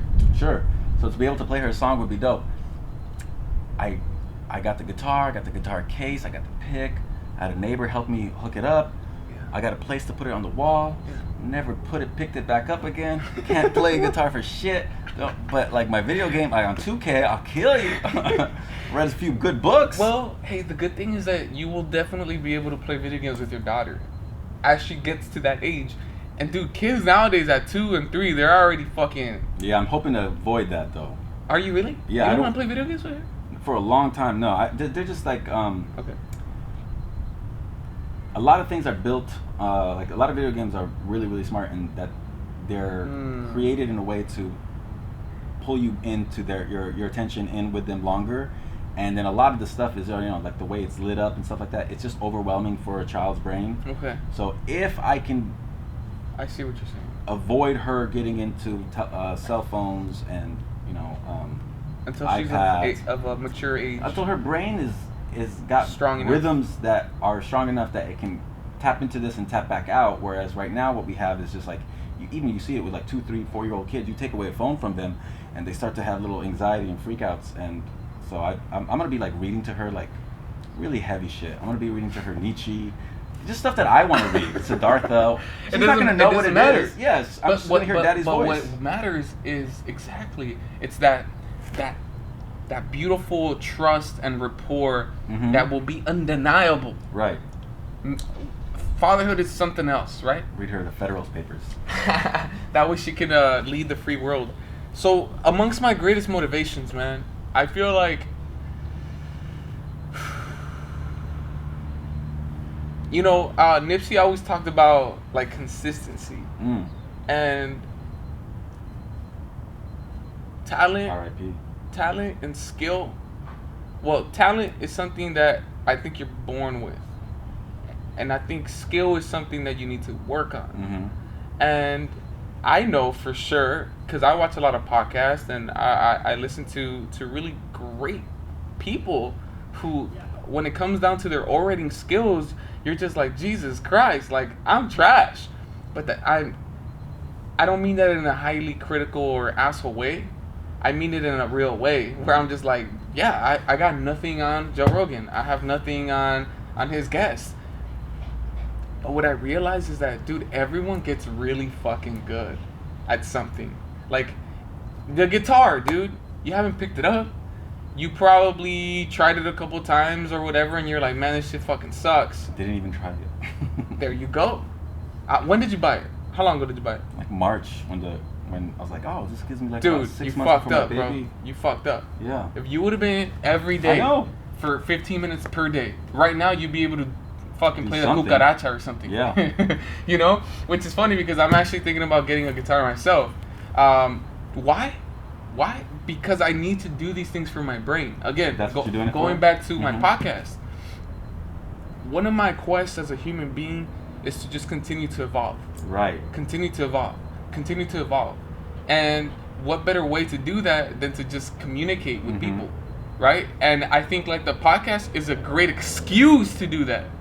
Because number one, naturally, I'm more of an introverted person. You know, if I don't really need to acquire anything, then I'm happy sitting in my thoughts, observing the world from my own little distance and making my little prejudgments or whatever, right? But now that I have a podcast, it's like, like you have to create content. And by I have to, it's a responsibility to myself, right? It's a way of holding myself accountable. When COVID first hit, there was a moment where I didn't do any podcasts because everything was out of whack, and I already knew everyone was gonna judge me and shit because I was like, they're gonna be like, oh, why are you like talking to people? You know you're supposed to be in your fucking corner in your room. And I was kind of like a little scared of that, a little bit of that backlash or whatever. And then eventually, that's when I'm telling you, bro, I had to shift more inward and just start going like this. You know? Oh, you don't like what I'm doing? Oh, you don't like what I'm doing? Oh, you like what I'm doing? What's up with it? You know? And it comes from a place of, I think, self-love and trying to really like love myself. And so this experiment, my podcast is about my human, my mental, my spiritual, my energy evolution as a human being. And, you know, I've talked to Angel about it. At this point, I'm like, dude, it's already, like, my podcast is already, like, self-running. It's on autopilot. It's kind of become its own thing where I'm just, like, the vessel just doing what I'm doing right now. But it's essentially kind of taking on its own thing. But it's me. You get what I say? Like, like it's me, but it's already kind of like, you know, I believe in God and shit. I believe in higher powers and things like that. Like, I strongly believe it's kind of like some type of like destiny, if you will, where it's kind of already, it's got its path. Now I'm just the one that's going to have to steer it, whether we go left or whether we go right or whether we stay in the center or where are we going to go. I'm the fucking pilot, essentially. But it's almost as if, you know how pilots are on autopilot most of the time, but then they just land? That's essentially what I'm doing with my podcast. And the reason why I bring that up is because I like to flow effortlessly with the things that I do. Some people might tell me that that's too comfortable. Some people might be like, no, dude, you have to like throw yourself into the depths of the ocean, and if you make it out, then you know, great for you. You're gonna come out a strong person. I do that, but that's the guitar for me. That's me going to the store and learning how to play the guitar, even as frustrating as it is, and as stupid as I'm gonna feel 10 years from now. Yeah. When I have my kid, Right. my kid's gonna listen to me play the guitar, Yeah. and that kid's gonna be like, wow, my dad knows how to play the guitar. Mhm. And not only does he know how to play the guitar, but he was also a really good football player, right? And that's what I try to do as a human being, is like, I don't want people to think that you're one thing. Like, if you're just one thing, then you're a one-trick horse. Mhm. I truly, truly believe overall in creating more value for yourself. And how do you create more value for yourself? By learning new shit. Right. And for me, podcasting, like, this is learning new shit. This is just throwing myself out there, and just kind of letting it be. I don't care. I don't care about the views. I don't care about the likes. I don't care about the money. None of that shit matters. One of my friends, he's a very interesting person, but basically he's kind of like let's just say an urban monk. Yeah, he told me once, he's like, because I told him, I was like, dude, I have dreams of becoming like financially free or whatever, a lot of people do. He's just like, dude, like, you gotta just do you. So he told me what he does. Like, he lives his life, he works really, really hard. Like, he's an engineer, but he works really, really hard, but he doesn't stress about money because he does what he wants to do. Mm-hmm. And I was just like, damn, like, that makes a lot of sense. Like, I want to live my life like that, where I'm just doing what I want to do. Hi. Hi. How are you? I'm good, and yourself? Good. Just documenting behind his It's all scenes, good. No worries. On the side of that, man, I meet cool people. Mm-hmm. I meet cool people. I meet some really young people that are doing some really crazy shit. I like, recently I met a lot of like young artists. One of them is a young guy, dude. His name's Suede. He's from Huntington Park, bro. And the young brother's blowing the fuck up. World star, fucking YouTube and everything. And we're from the same town. So I would have never gotten to meet him if it wasn't for my podcast. And that's just kind of real. I mean, maybe I could have seen him on the street and I could have been like, yo, what's up, bro? I'm a big fan and everything. But it would have been kind of, that connection would have been capped at that moment. Right. Versus on my platform, it's like people like you and me, we're like real friends. Mm-hmm. Other people on my podcast, we're not real friends, but we have a connection. Yeah. Because I'm creating that connection. Mm-hmm. As the person who's trying to figure out your body language, like, it's trying to figure out how you think and where you want to go. And so it's just a really fun experiment. Where do you want it to go? Or do you have a vision for where it's going to go? Or is this like, yo, if I do this for another 5 years, if I do this for another 10 years, just have dope conversations with people that give me new perspective, that's great?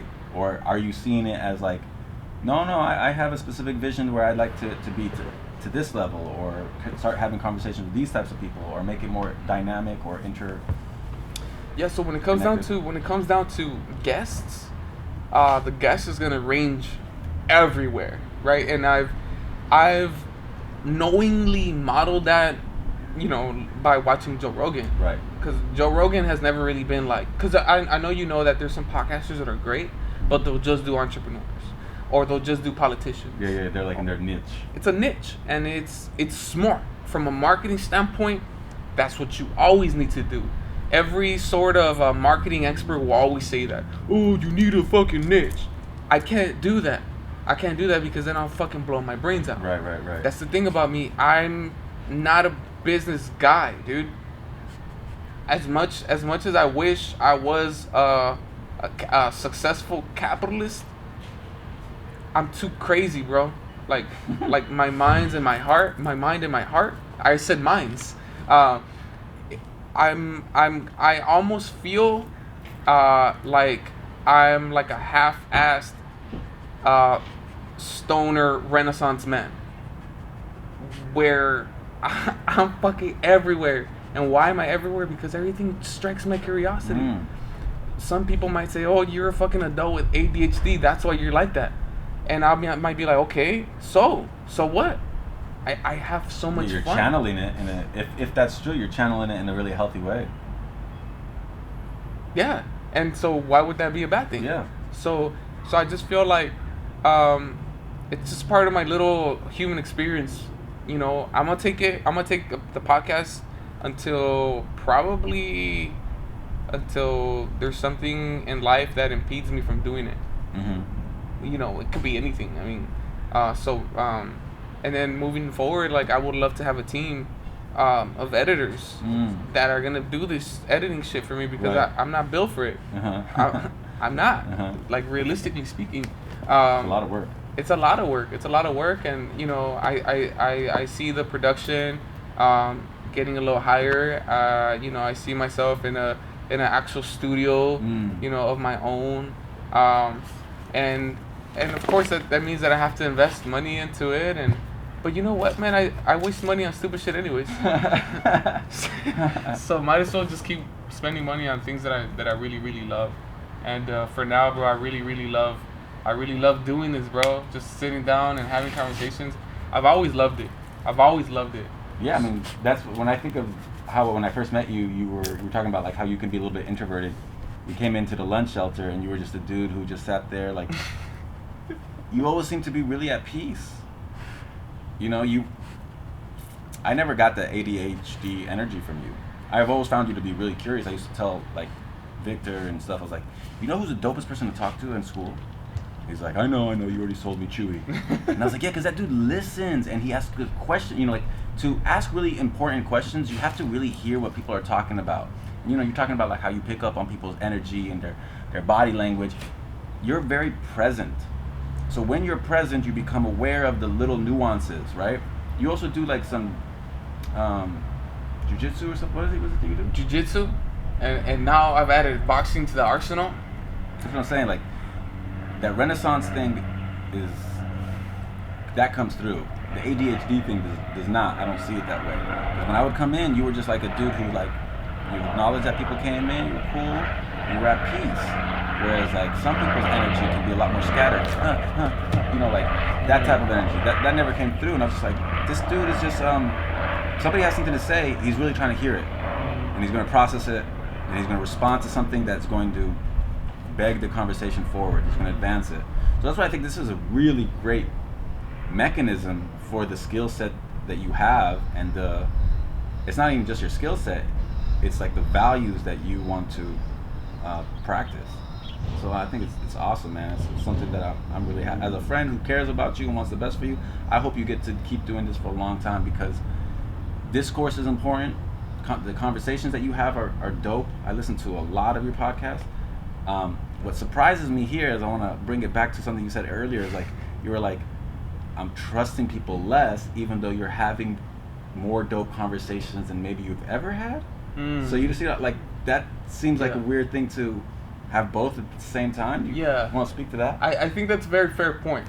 And it always comes back to like my paradoxical self. And I always talk about that all the time. Right. And I always like to be clear with that too. And it's like, and I'm very grateful for you to bring that up because some people don't bring it up where I may be inconsistent with a certain value. And I also have moods. You know, where a certain mood I'll feel more in tune with my revolutionary heart. That's more in spirit with walking with the people. But then there's also another part of me where it's like my logical brain that's clearly analyzing and observing the world around me, and it's just like, damn, some people are really not worth trusting, you know. And in my old revolutionary self, I would literally have to trust the community in this matter. Because you were trying to get away from capitalism into a more collectivist society where there's the people who plant the fruits, and then there's the people who make the clothes, and then you know where it's kind of like, I mean, that's what a I don't know what a post-capitalist society looks like at all. It might be more with artificial intelligence, with you know the machines doing the work and stuff, and human beings having more leisure time, and then everything is going to be even worse and politically now because, or even better, who knows, because people will have more free time to get involved. Yeah, I hope it'd be better. But kind of to speak to that individualist thought, it's more about just kind of pursuing my happiness. And I think I think being involved too much with the ideas of society. Again, remember when you were talking about how much thought do I put into what's going on in this third world country? Or things outside of my influence. Exactly, and Sphere of influence. that's what I think. That's where I'm coming from right now, as I'm sitting down talking to you. Is like, what I felt at the beach, bro. That feels a lot better than when I start thinking about poverty. And how do I make myself feel better? Is by giving people money in the streets. Like I look at you and you look like you're in a lot of fucking pain, and I can't heal you mentally or spiritually, but I can give you $10 right now. I hope you go get a meal, because you know when I eat meals, I feel happy in that moment. So I try to do little things like that, but in reality, I'm not solving anything. You see what I'm saying? Yeah. I just make myself feel better. Yeah. I like feeling good, and I think that's why Where does guilt come into play? Does it come into play? Guilt in how? In what ways? Okay, so because I go like, I grew up poor, right? Like, our couch was found by a dumpster. Brought it into the house. Lived in a studio apartment with my mom, that type of thing. So there's like a certain comfort around being around people who are in that situation. I think it's what attracted me to work in socioeconomically depressed areas, because I was like, I don't feel good making it and then forgetting what it was like when I hadn't. And not that I'm making it, like but you know, my wife and I are doing okay. We got property. I don't have any car payment because I won it on a game show and, and paid it off. You know, like I could have gotten like a stupid car that's super fancy and had to make payments for another 6-10 years, but I'm just like, I don't want to do those sort of things. When I go to the beach, have the same type of experiences as you, in those moments I feel so grateful for existence. I'm just like, God damn, what would it be if I didn't have this? And why should I be so special as to be one of the rare people to have this? What do I owe to society now to make it so that more people can have this? So sometimes I get into these places where I'm just like, let me do me. I'm excited about that. I'm enjoying it. And then other times I go, think bigger than yourself. There's a version of you that didn't get to here, and that version of you deserves to be here just as much as this version of you is here. So what can you do for all the iterations of people that aren't getting what they deserve? And one of the ways I do that, and maybe it's one of the ways you do that, is I work in a community where that type of perspective hopefully gives them a type of motivation and broadens their horizons, taking them on hiking trips, taking them on things that just improves their standard of living. Because like we talked about before, the chances of you existing is like 1 in 400 trillion, right? So that's pretty random. Reality is pretty absurd. Yeah. So whatever we can do to make it so that more people can fully live well, because there's a lot of people that are barely getting by. I'm saying like that's not living, that's just surviving. I agree. We need to get past surviving, get to people thriving. So people get all freaked out about AI, what happens with AI. Yo, please let robots do all of our work and have our food come. Well, then what will we do to create meaning? We will create meaning through the relationships we have with each other. Like, there's this dope book, I might have talked about it before, called Sapiens by Naval Nahari. And they talked about what was life like for, I don't know if you want to say prehistoric man, but like pre-modern man. And we think of it as like, yo, hunters and gatherers were killing themselves. They weren't. What's suggested by all the scholarship that's done is they would go hunt, they go gather. That would be a couple of hours a day, maybe a few hours a week. The rest of the time, they were in community. We're social animals. And we lose that idea. Like, my dog gets freaked out. I have a blockade over there because if I leave for too long, he's looking for me. That's probably not the healthiest thing, but the idea is he's a pack animal. Human beings grew up in clans of no larger than 150 people for the most part of history. So if we can get back to a place where people have homes instead of what we see now, which is 50,000+ Californians or LA, Los Angelinos, who are homeless, Like, how can we call this a success? How can I just be like, yo, but I got mine. I got my little Prius, and I can eat my farm food over here, Right. and I be just ripping these guns up, just, and I'm doing me, and like, then the other part of me goes like, you're a byproduct of a lot of luck and people's goodwill. So now you need to pay it forward in some form or fashion. And that doesn't mean, because I used to be super guilt-ridden that I couldn't even enjoy my own shit. Oh shit. Yeah, I used to trip out like, why are some kids, growing up and they got flies all around them the way kind of we do under here, and they can't eat and they have bloated stomachs, and like what kind, I'd be questioning God, and people telling me like stuff like, no, God has his own ways, and I was like, yo, you're telling me that I should pray to a God that allows this type of suffering. I can't make peace with that. And you tell me that this God is all good, and I'm like, Clearly he's not. or clearly he's not here. Like, that's when I went deist, like the idea of the spinning top theory, which is God created the universe and was like, you guys take care Deuces. Yeah, you guys, you got that, you got it. No, you go ahead. And then we're like, oh, we don't know, we're children, we don't know how to handle this. So then all this back and forth tells me like, I can't feel right unless I feel like I'm doing right by others. AKA the guilt. And the guilt, yeah, and then But I'm also my happiest when I feel like I can. That's why I like being funny. Like, I always want to be like the funny guy, because I was like, yo, if I put a smile on your face and made you laugh, that brings joy to my heart. Sure. And if somebody's sad or crying and I commiserate with them and I create like eye contact and I show them sympathy, because I think all people really want to do is be seen, heard, and valued. And if I can see you, I can hear you, and I can value you, I feel like I've done something that is healing. Yes. So while I've taught for 8-9 years in Watts, taught a lot of kids how to read. I've had some really incredible moments where kids who one kid in particular, I won't say his name, just say his name was Chewy.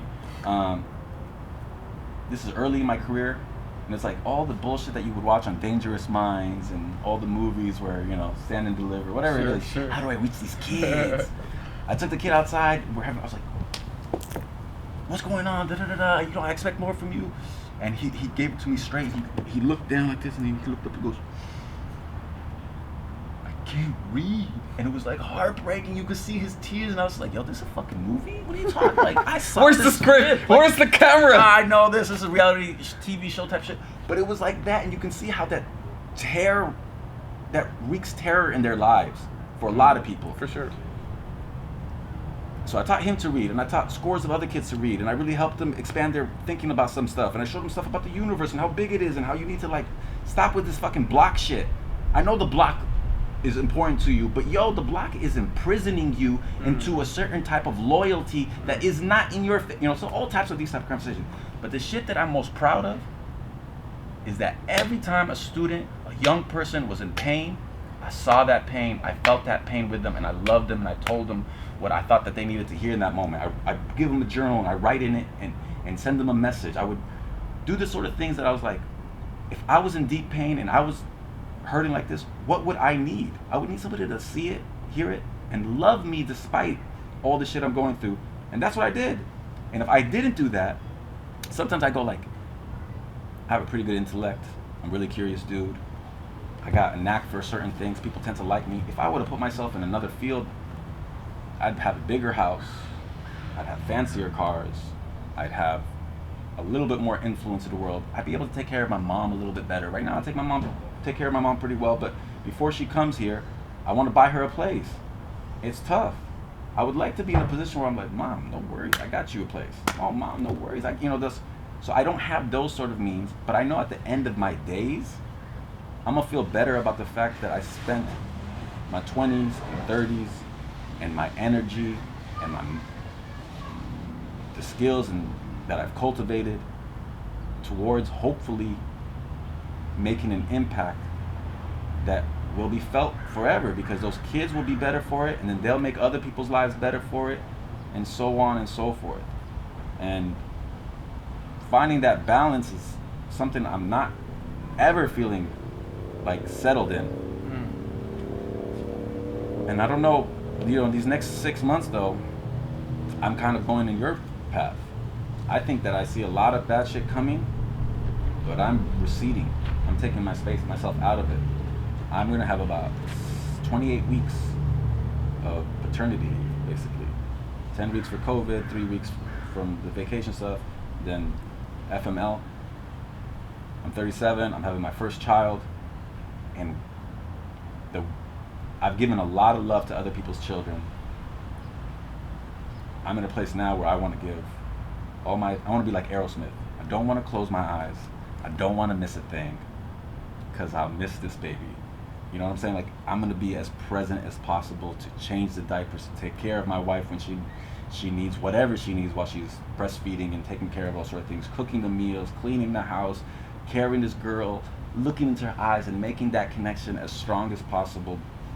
And part of me still feels guilty, like, damn, I'm leaving my job behind. But the other big part of me is like, I've done pretty well there. I need to give 100% to this. And that's where I'm kind of with you is struggling or grappling with.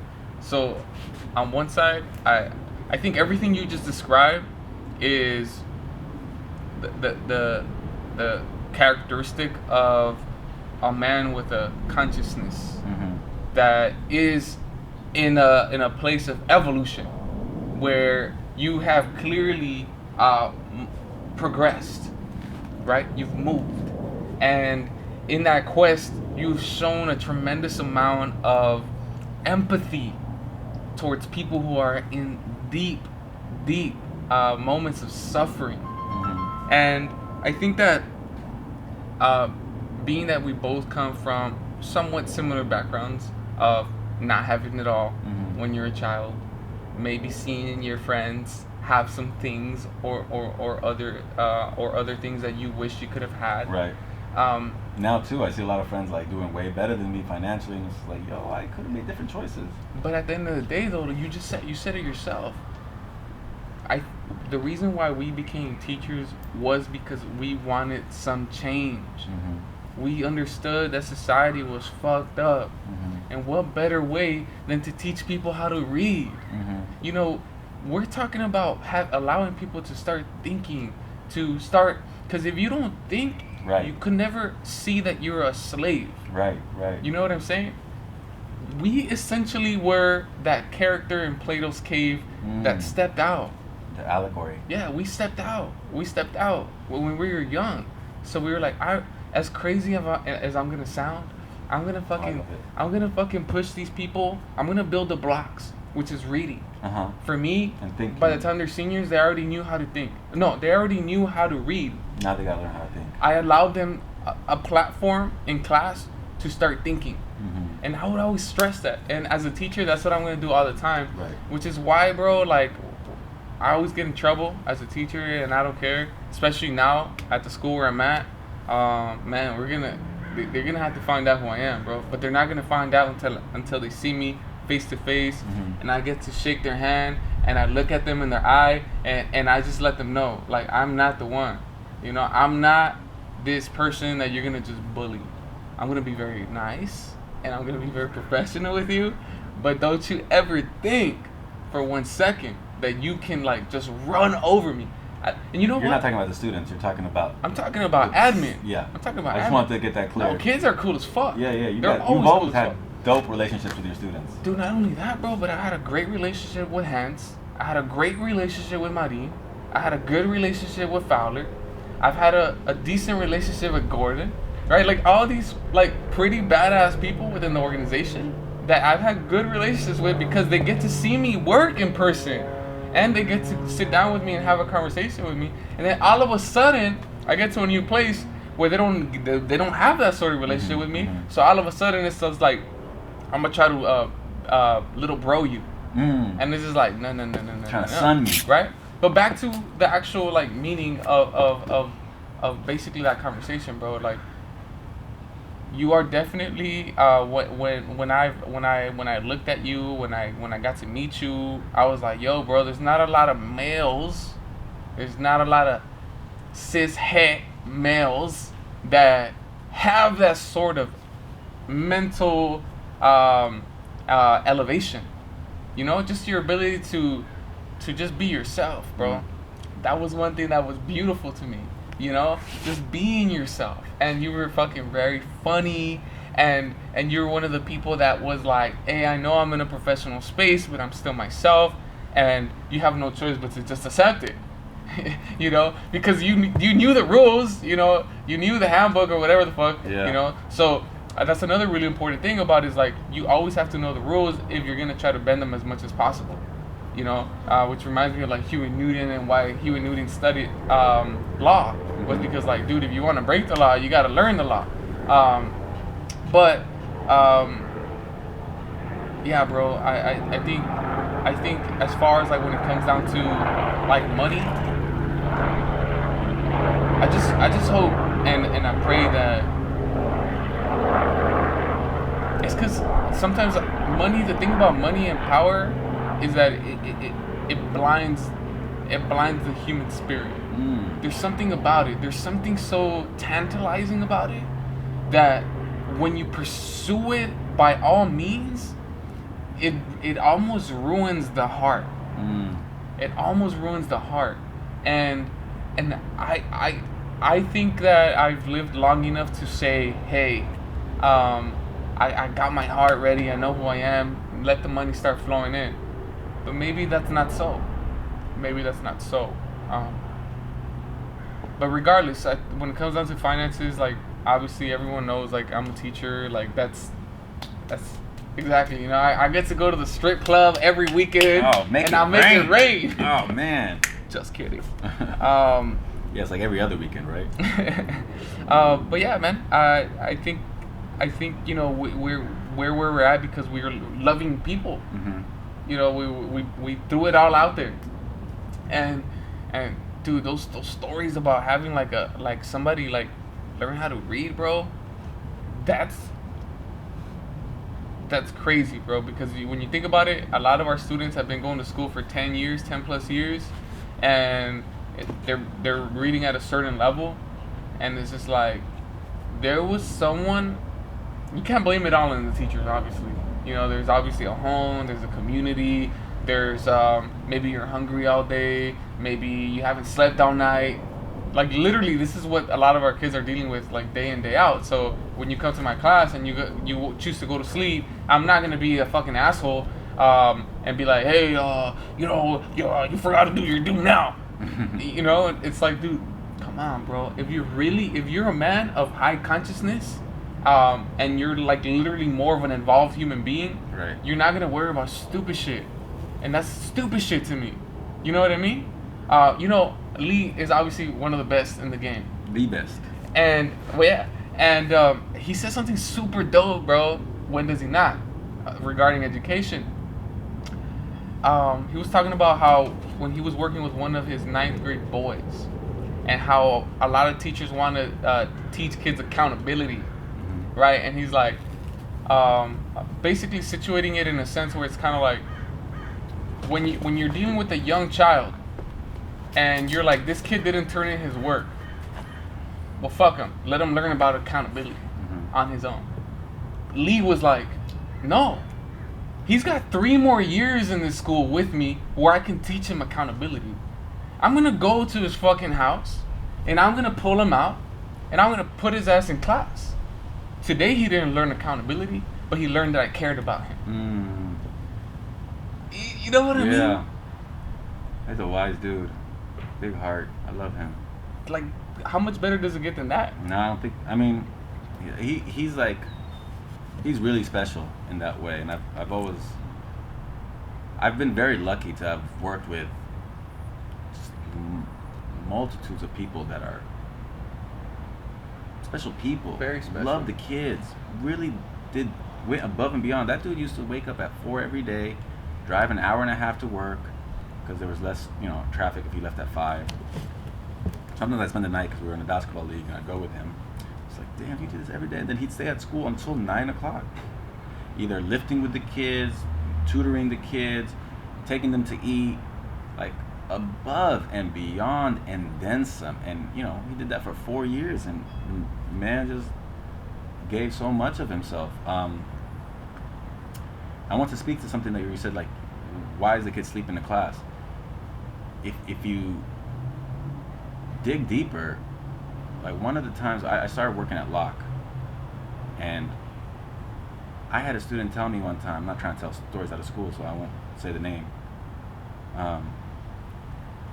oh, mister, I didn't get to do my work last night. I was teaching honors English 11 there. And I was like, yeah, what was going on with that? What was up? He's like, my brother and I were sleeping in the car last night because my mom was working inside. And you're like, what? What does that mean? Oh, I see where you're going. So it turns out his mom had a John, which is a paying customer to come. So he wanted to take care of his little brother, not let him see that type of stuff. So guess what? My assignment that said do A, B, and C just did not feel all that important to him. And if I was just like, but I planned this and it's really important to me that you show me that the work that I put in is going to, then I'm really missing an opportunity to see a human being in that moment being willing enough to share something that private and that painful and telling me that, yo, I still want to, how can I, there are things that are important, like your work, but then that work pales in comparison to how important you are and your experiences are.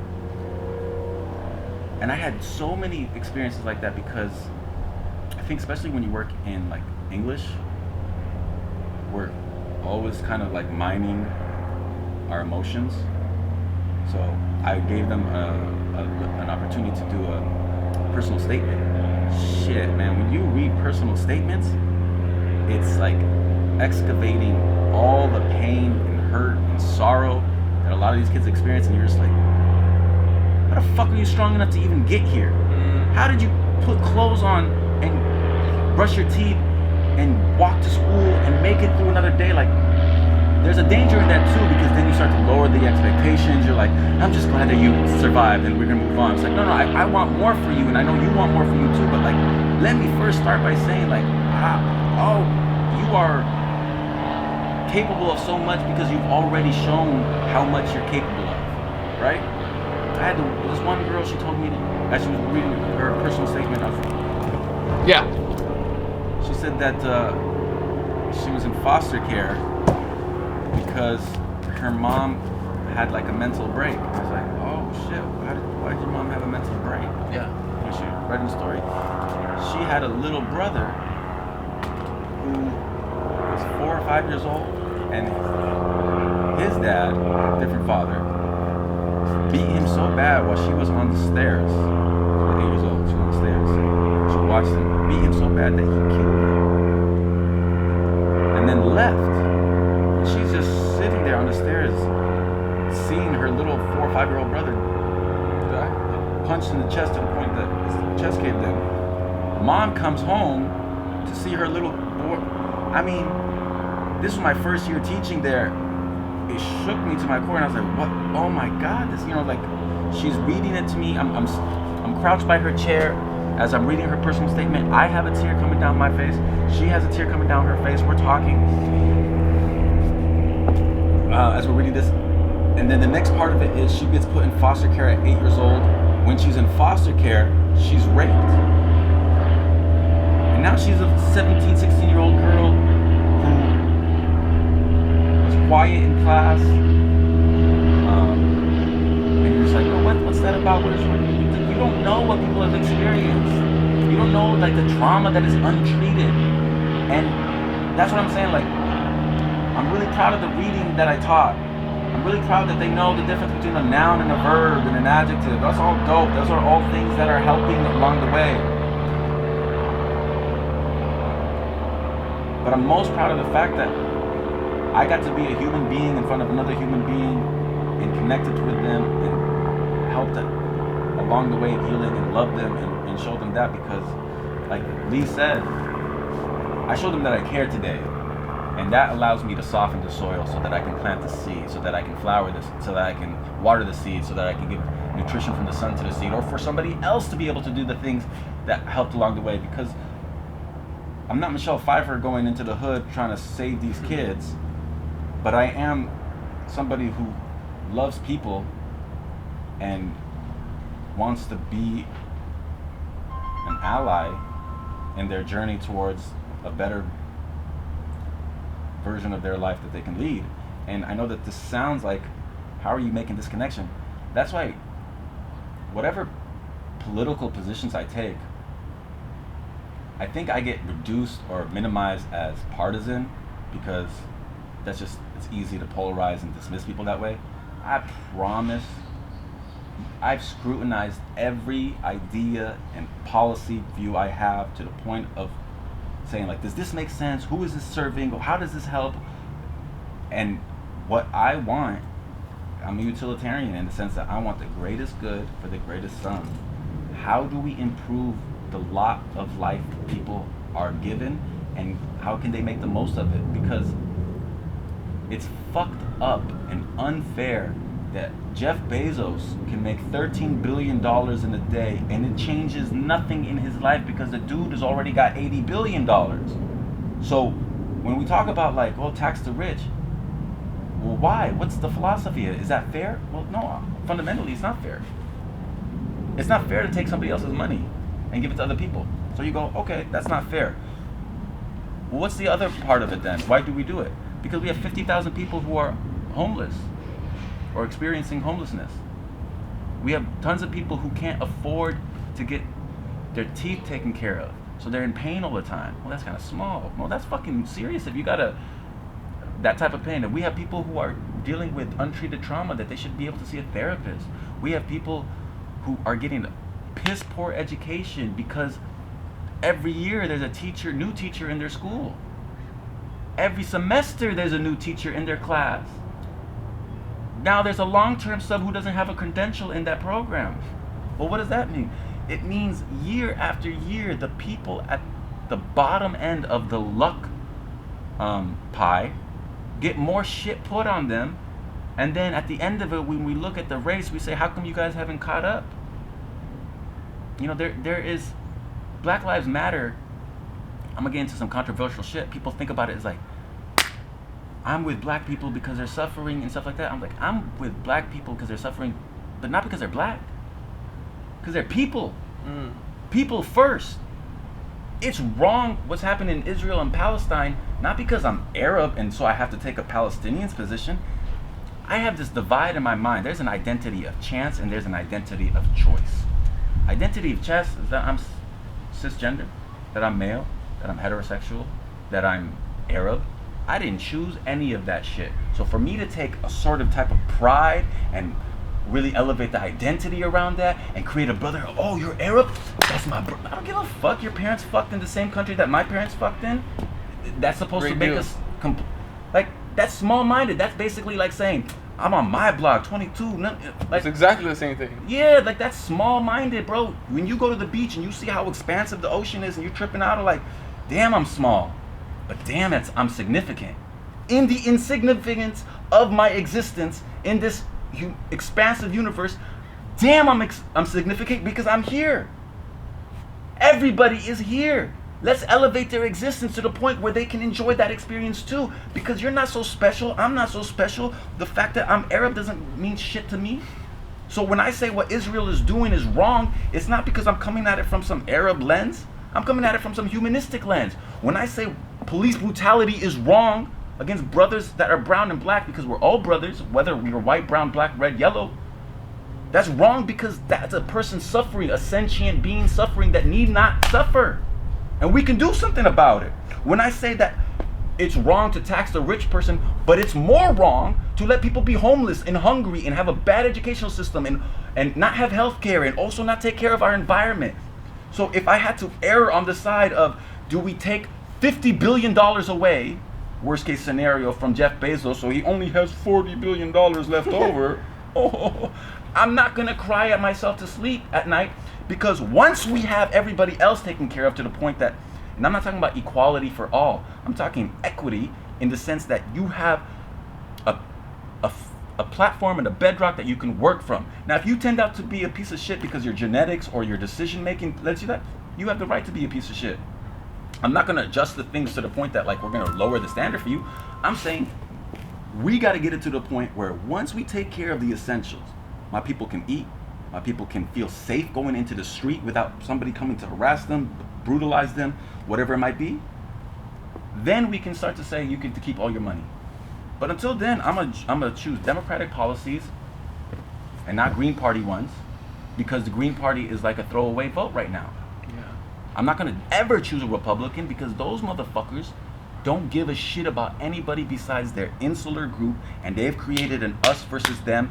And I say that that's small-minded. And what's happening with that, what's happened with the black community, brown community that is pushing back against that, is the same thing that happens with Judaism, right? Jewish people were repressed, oppressed, suppressed all over Europe. So what did they happen? They became endogamous. Endogamous meant they said, I take care of mine and my people and the people who look like me, and that's how it's going to be. Well, what does that do? The thing that they were oppressed for was their identity. So the thing that empowers them now is their identity. Same thing's happening in the black community. And my friends get mad at me about this because they think like, you don't understand intersectionality. I feel it, but I'm saying, what we're saying is a problem is brutality based off of the fact that you're black. Well, then if we emphasize even more, if we elevate even more the identity of chance, then we're still giving energy to a system that still is minimizing your humanity first and elevating your identity most, which I get, because if I'm a black man right now, it's a very different experience. I can walk out into the world and I don't feel endangered. Sure. I can get a Uber, I can get a taxi, I can apply for loans, I'm not going to be redlined. I understand all the privileges that come with my being lighter skin colored, my being straight, my not being queer, all of those sort of things. And I'm saying, love the identity you come with, but don't elevate that, or don't make that the only argument based off of where do I stand. I stand with wherever suffering is happening, I'm against it. So if we're doing it, like the police, I might have lost track here a little bit, but I hope you get what I'm saying on that. And I know this is like scary shit to talk about because people are going to want to like cut it up and say like, he said what? It's like, no, believe what I'm saying is there are things that we can't control, which is what we look like, who we love. That's why I think the idea of shaming somebody off of shit like that is insane. Yo, like, we're fucking, I've said this before, we're a ball of rock hurling through an expansive universe around a ball of fire. You're gonna get mad at me because of who I love? Because where I want to put my penis? Get the fuck out of here. What do I want? Like, that's none of your business. That's small-minded shit. You're gonna hate me because the epidermis of my skin, right, which is connected to the fact that the ancient family of mine lived closer to the equator. Like, you know how ignorant that is? Racism is real. Race is a construct. We need to stop making it the thing that allows people to divide us, because what happens in that division is allowing the people who are like, yeah, fighting amongst each other. Keep fighting amongst each other. You know, like Tupac said, give them guns, step back, watch them kill each other. It's time to fight back. That's what Huey said, 2 shots in the dark. Now, you know, like that whole line about like, in the chaos, the status quo maintains itself. The power system maintains itself. That's why I say racism is totally real. But what animates it are people who understand that this is a way to divide people. The identity politics stuff is a way to get people divided amongst each other so that we can maintain shit the way we like. Yeah, and that's a lot. To speak on that, you know, I've become very unapologetic in allowing identity politics to be taken seriously. And identity politics is creating a hierarchy of power within an institution that's outside of the status quo, that's designed to fight the status quo, but in doing so they create their own hierarchy of power, and it's based upon race, sexuality, gender. And to all my friends who find themselves in that pattern, first of all, I love you, but second of all, I think that in doing so you basically replicated the system that you don't like. Oh yes. And you created it to your own liking, but in doing so now you excluded everybody else that is basically on your team, potential allies.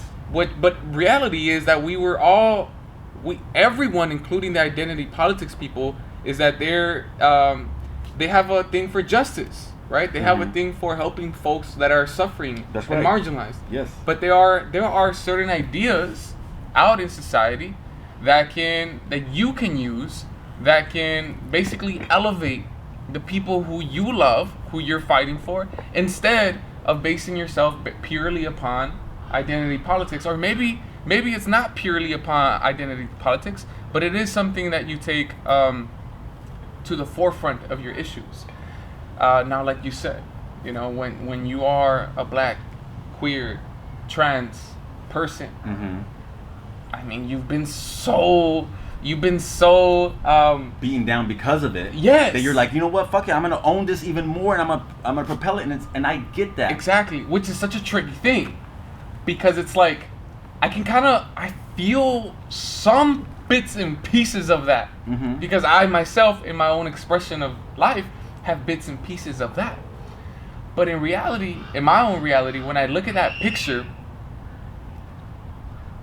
it's not powerful enough. It's not gonna change the. It's not transformative. Well, it's transformative in an individual standpoint, but I think what we're trying to do is we're trying to shake some of the foundations, right, that have allowed for this oppression to happen for such a long time. Right. And the identity thing is a piece of the pie, because you reclaim yourself. But reclaiming the self is not necessarily a political policy, if you see what I'm trying to say. Like, reclaiming yourself is part of the human experience in valuing yourself. That's about like identity is about self-love. It's not so much a political thing, but it's become a political arm of the left, and it's weak. It's soft. When you try to actually like compete in a field of ideas, identity politics is gonna get creamed by the opposition every single time, because it's not so much rooted in facts as much as it's rooted in the way that you feel. Emotion, right? And from my standpoint, I will always listen to your feelings from a human standpoint. Oh, you feel oppressed, you feel this and that. I understand what you're going through, right? But now let's go ahead and see, how can we change the things that made you oppressed? Is your identity necessarily to be at the forefront of that? Is it? They most likely will say yes. Whatever that identity is. And I just don't think I don't think that identity politics overall holds that merit necessary to change things, versus, let's say, like class struggle, for example, where class struggle is like literally rooted in the economy. Right. And if you shift the economy and you stop allowing, for example, so many disenfranchised workers around the planet to being highly exploited, then the economics changes significantly. Or let's say that a lot of these oppressed identities end up becoming their own bosses and end up having great franchises, great businesses. You can literally change your life by creating a business where you solve a problem in society, and now you situate yourself in a place where now you have some capital to continue helping the people that you identify with. You see what I'm saying? I feel like economics is way more powerful to tackle from a place of trying to change society than your identity. I agree. And I think what we're both speaking to, and hopefully this will make sense to you as well, if I'm saying it in a way that makes sense. The way people have been oppressed is through a system of us and them. Okay. And the way we're fighting against that is through a system of us and them. And as long as there's an us and as long as there's a them, we're still perpetuating the problematic, combative divide that we have. What I'm asking for, what I'm calling for, is a lot more like John Rawls, who's a philosopher, who said there's a veil of ignorance. Like, if we could create a veil of ignorance, it's the most unassailable argument that I've heard. If you didn't know who you were going to be in society, if you didn't know if you were going to be handicapped or handicapable, if you were going to be straight or gay, if you're going to be trans or cis or hetero, whatever it might be, male, female, old or young, rich or poor, what type of society would you want to create? So a lot of what identity is, here's what I want based off of my experience. What I'm arguing for is, what would you want if you didn't know who you were going to be or what type of experiences you would have? And when you can get to a place where you can look at it from that, not bird's eye view, but a satellite looking down at things point of view, you'll have a lot more clear-eyed view of what makes sense for all. Instead of this sort of like, how can we get, it's like kind of like what we have right now, it's kind of like the Crusades. Now, if you told me to choose which side I'm going to be on the side of suffering, and guess what? That's where all of the identity politics energy is. So I'm definitely going to be with my black brothers and sisters on what's happening in terms of economic injustice, police brutality, what's happening in terms of, I read to my students The Case for Reparations, The Narrative of the Life of Frederick Douglass. I fully am versed, and I sure have a lot more to learn around how it manifests in terms of identity being the cudgel that is used against people. So now we're going to use it as a means to empower us. But it's still the same box. And the way to improve all of that, in my opinion, is to apply the Rawlsian thing, whereas if you're sentient, if you're a human being, if you're something that feels, then you have certain rights that are inalienable and can't be violated. And so when you're doing something wrong to someone, it's not wrong that you killed a black man. It's wrong that you killed a human being who can feel and has a family and was calling out to their mother. Rest in peace, George Floyd. You know what I'm saying? Like, that is suffering. And if you're starting to see it, was like, but he doesn't look like me. Like, I was in South Africa 2 years ago, and they had apartheid. And the only way they could justify it is to say, but those South Africans are different than us. But those people are different than us.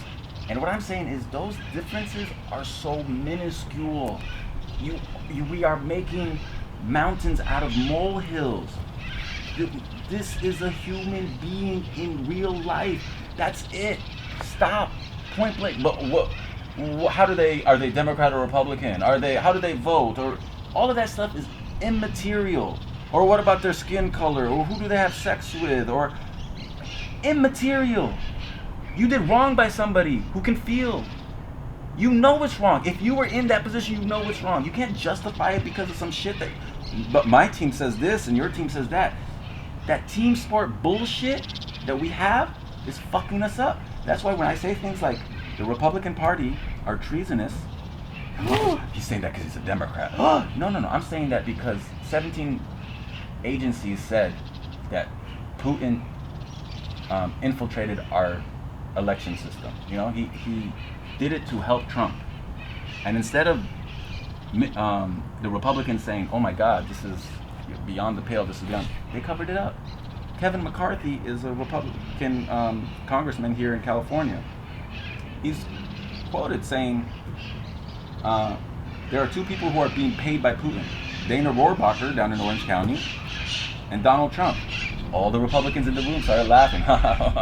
Uncomfortable. Then Paul Ryan, who was then the majority leader for the House, said, okay, this is how we know we're a family. Because we keep this in-house. Nobody spills this. You see, this is all gang warfare. Republican Democrat is gang warfare. So even though my gang is the one that started it by killing your dude, I'm still have their back because they're my people. But what's the difference between y'all? One has blue, one has purple, one has red. That's insignificant. What's the difference between y'all? One has a D, one has an R. What's the difference between y'all? One's epidermis is darker than my epidermis. What's the difference between y'all? We speak, like, Mexicans hate El Salvadorians, right? And the Salvadorians might have another group that they have problems with, and the Americans hate the Mexican. Like, all of these sort of things are so small. You speak a different language, you eat tamales instead of whatever else on Christmas. Like, and the other argument could be what? But when you minimize identity, then you're minimizing culture. That's not what I'm arguing for at all. I think culture is like, how do you dance? How do you bury your dead? How do you mourn the people? How do you celebrate births in your... How do you dance? What do you eat? That sounds dope. Let's live in a world where we can celebrate all of each other's manifold identities, but let's not elevate our identities above our humanity. That's my big thing. Don't elevate identity above your humanity, because when we do that, we divide amongst ourselves, and then all the injustices that we're fighting against are reinforced. John Rawls put a veil of ignorance on. If you don't know who you're going to be in society, what kind of society would you construct?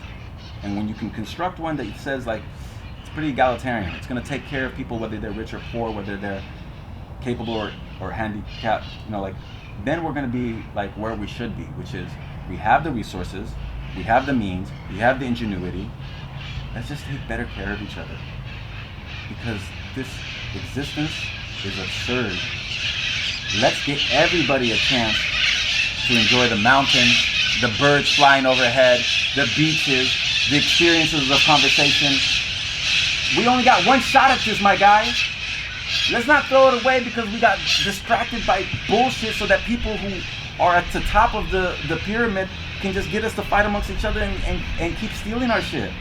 It's wild. I try to make this argument to my friends, and I feel like we're gotten to a point where we don't hear each other anymore, because we're so armed with our arguments that feel emotionally satisfying but aren't intellectually carrying the weight that they need to. Does that feel like that rings true?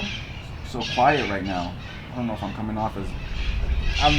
That's called listening. No, I hear you. I know. I'm just thinking like, God, I'm so worried about how people hear shit now, because I'm always trying to like imagine, well, how is somebody else going to hear that? How is somebody else going to hear that? And I was like, sometimes people just choose not to hear me right. And that's one of the things I feel like a little bit of alienated over. Well, you know what? I'll be honest with you, bro. Everybody has selective hearing. That's everybody. A good way to put it. Selective everybody hearing. does. And I don't care, bro. I don't care anymore. If you choose to selectively hear what you want to hear, and I become the villain, go ahead, bro. Because honestly, we all have our stories. Mm-hmm. Basically, in this collective expression of our humanity, we all have our stories, and these stories were developed by everyone around us, right? We're born blank, and one of my Tabula rasa. Who? Tabula rasa. It's like a blank slate. Is that argument? One of my favorite teachers, his name's Don Miguel Ruiz. I'm sure you read a couple of his books. You know, the four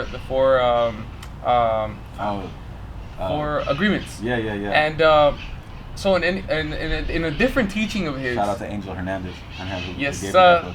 SGN.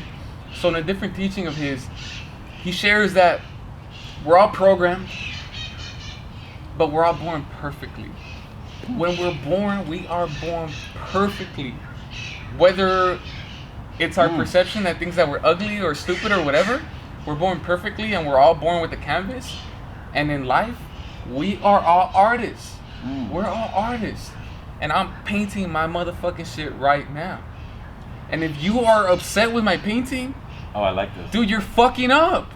Because you're trying to throw paint on my shit, and I'm just saying, no! This is my painting. And I might be... whatever. You know how we're just describing that we want to set humanity above being a Mexican? Yeah. Humanity over being from Huntington Park? Or being male. Whatever. Having braces. I think... Braces gang. I think it's the evolved position. Like anyone that you tap into a certain energy field, anyone that you tap into a certain intellect, they are always going to say humanity first. We're humanitarians. We're egalitarians. I am humanitarian. We're not necessarily Meninist, or we're not necessarily this and that. We are for everyone. And it just is what it is. But back to the story, right? Is that I'm an artist, and I've chosen to be an artist. Whether you think I am or not, it doesn't matter.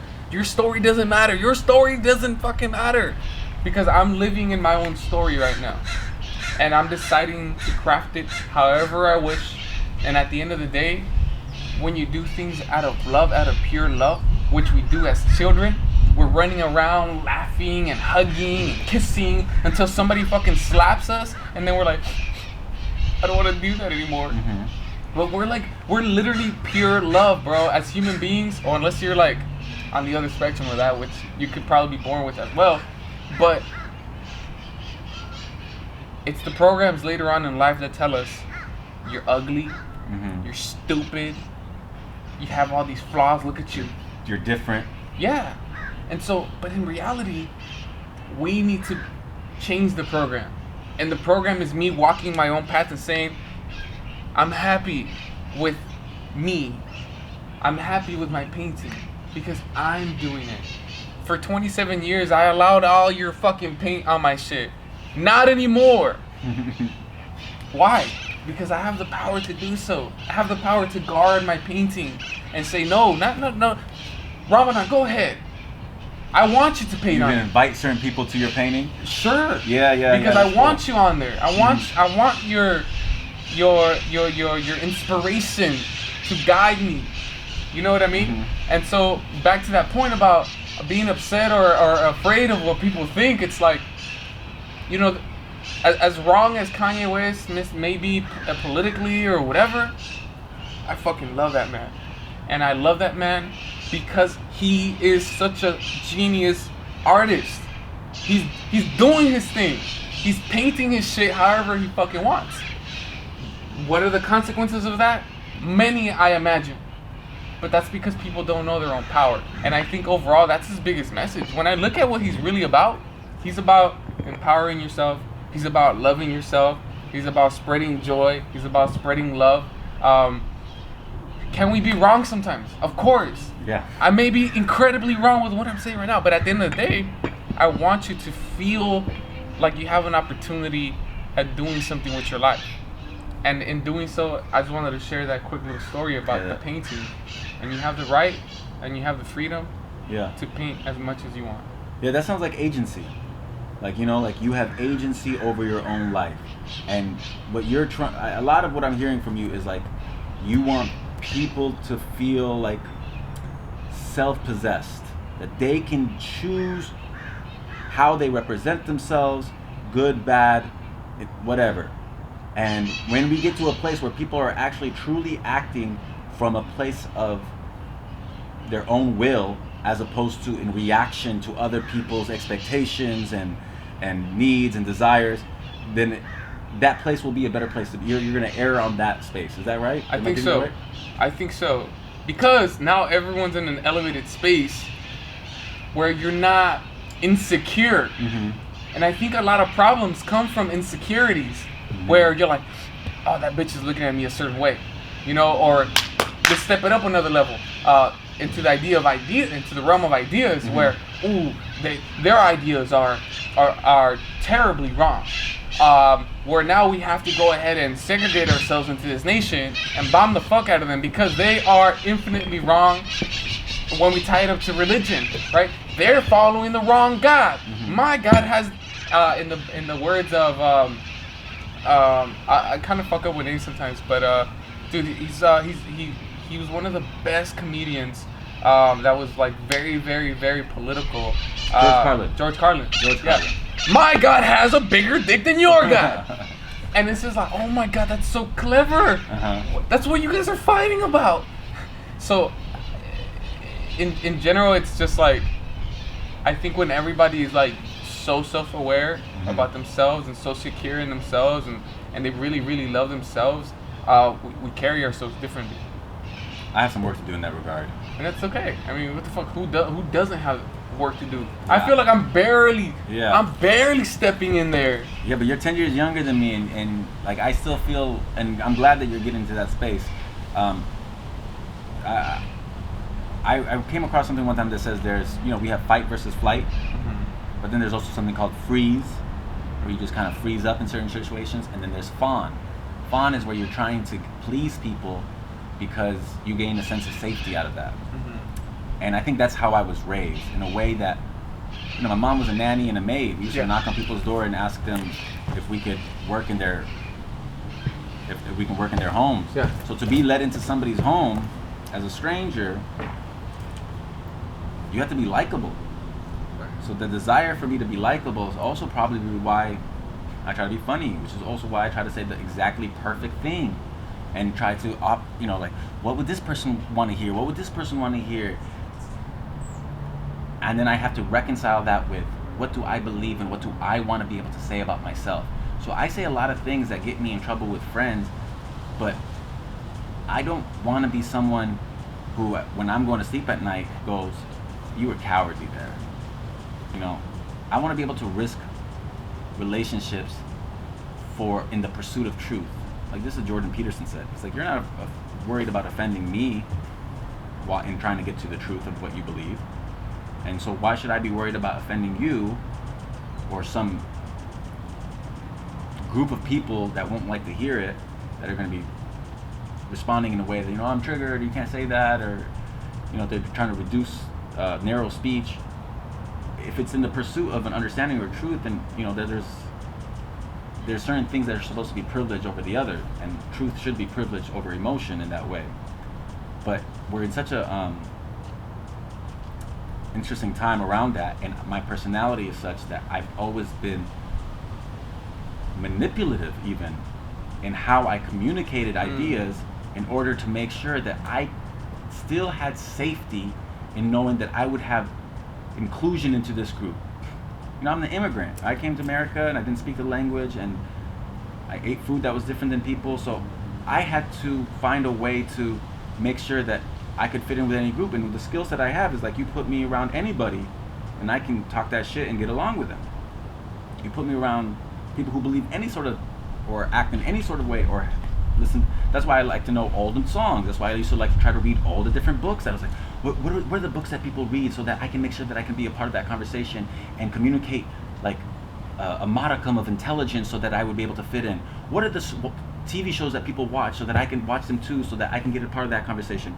How do people behave in certain settings, so that I can make sure that I can behave in a certain way, so that I can always be accepted, so that I can always feel safe, so I'm not even excluded.